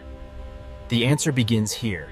Inside, to understand who rules this ocean, we must begin with the reef, the living city where every hunt starts. For small fish, the reef is protection. But for predators, it is also a map. Every shape has meaning here. A narrow branch can save a fish, and a narrow passage can guide it toward danger. In this ocean, fear moves faster than teeth. One shadow can change the entire reef. The reef does not simply hold life, it organizes life, forcing fish, hunters, and currents into patterns. Even the open sand is part of the ocean's design. It looks empty, but hidden hunters may be waiting below. Power in the ocean does not always come from above. Sometimes it waits silently beneath the floor. The Red Sea Ocean is narrow from above, but underwater it rises in layers, and each layer has its own danger. Where the reef ends, the blue begins. And in that open ocean, a different kind of ruler moves. This is why the question is not only which creature is strongest. The real question is, which predator controls which layer of the ocean? Beyond the reef wall, the Red Sea Ocean opens into a deeper world, where distance itself becomes power. The hammerhead does not need to rush. Its shape alone tells every fish that the open ocean is not empty. Its strange head is not a mystery of design. It is a living sensor built to read the ocean. This predator connects layers, from coral walls to deeper water, from visible reef to hidden blue. The Red Sea Ocean is not only narrow, it is vertical, and the hammerhead uses that vertical world. Down here, the reef is no longer a city of color. It becomes a memory of light above the hunter. Its presence travels ahead of its body. The fish feel the pressure before the shadow fully arrives. The hammerhead may rule the blue edge, but the reef itself still protects those fast enough to read the warning. In this ocean corridor, even after the shadow leaves, the behavior of the reef has already changed. But the hammerhead does not rule the coral itself. Closer to the reef, another hunter keeps the ocean city alert. But the hammerhead does not rule the coral itself. Closer to the reef, another hunter keeps the ocean city alert. A reef shark does not need violence to command attention. Its patrol alone sends a warning through the ocean. Here, power is rhythm. The shark follows the wall, and the fish reshape themselves around its path. The reef gives fish places to hide, but it also gives predators routes to follow. A single shark can turn open water into risk, and a safe path into a difficult choice. Not every reef shark moves the same way. Some patrol the edge, while others wait inside the hidden architecture of coral. In the Red Sea Ocean, even a resting predator changes how fish use space. In shallower ocean light, another reef shark carries the same message. The open edge is never neutral. These sharks do not simply hunt fish. They shape the behavior of every fish that shares the reef. Reef sharks rule the patrol line, but above the coral and inside the current, another predator waits like a silver blade. Reef sharks rule the patrol line, but above the coral, another predator waits in perfect stillness. Barracuda do not command the ocean by size. They command it by timing, patience, and sudden speed. In this narrow ocean corridor, stillness can be more frightening than motion. One break in the pattern, and the quiet ocean becomes a chase. The reef saves some fish, but the open water always demands a price for hesitation. But not every hunter in the Red Sea Ocean needs speed. Some rule by waiting inside the reef itself. The grouper does not need the whole ocean. It only needs one cave, one ledge, and one careless fish. Below the reef, the ocean hides another kind of power, silent, flat, and almost impossible to see. The ray does not patrol the wall or chase through the current. It reads the ocean floor like a secret map. So who truly rules this narrow ocean corridor? The answer is not one creature. The Red Sea Ocean does not begin with predators alone. It begins with the reef that makes predators possible. The Red Sea Ocean does not begin with predators alone. It begins with the reef that makes predators possible. A reef is a city built by living animals, filled with streets, rooms, tunnels, and hidden doors. Every narrow path can protect a fish, but every narrow path can also guide it toward danger. In this ocean, danger often arrives first as pressure, not as teeth. The reef creates choices, and in a predator's ocean, every choice has a cost. Grazing fish feed in the open, but they never forget the shelter behind them. Small fish survive by reading space, current, shadow, and distance to coral. A school can disappear into coral in a heartbeat, leaving the ocean above it silent. The reef protects life by hiding it, releasing it, and hiding it again. But the same shelter that protects prey can also conceal a hunter. Predators learn these paths because the reef teaches fish where they must pass. A gap that lasts only a second can become the most dangerous place in the ocean. Safety is never permanent here. It is borrowed from the shape of the reef. This is why the Red Sea Ocean feels larger than it looks. It is narrow, but it is layered. Between coral walls, even sand becomes part of the hunting system.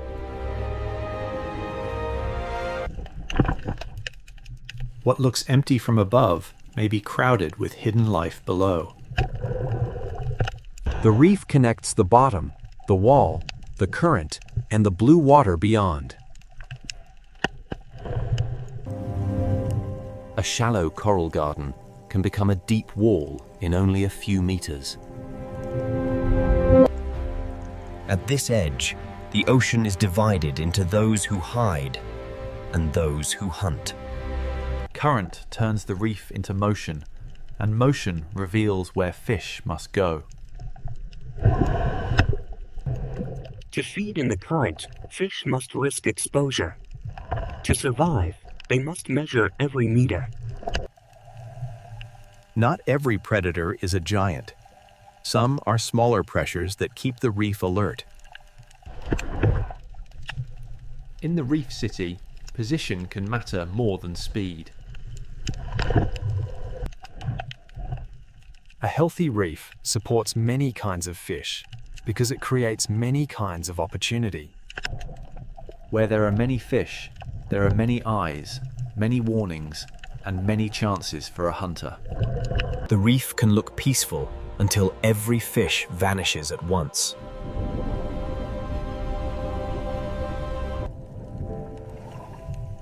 Survival here is a rhythm of leaving, hiding, and returning. The architecture of coral decides how the ocean moves. At the slope, the reef becomes a border between the crowded city and the unknown blue. The closer fish stay to structure, the more choices they have when danger arrives. The blue beyond the wall is not empty space. It is another hunting ground. This is the first lesson of the Red Sea Ocean. Predators are not separate from the reef. They are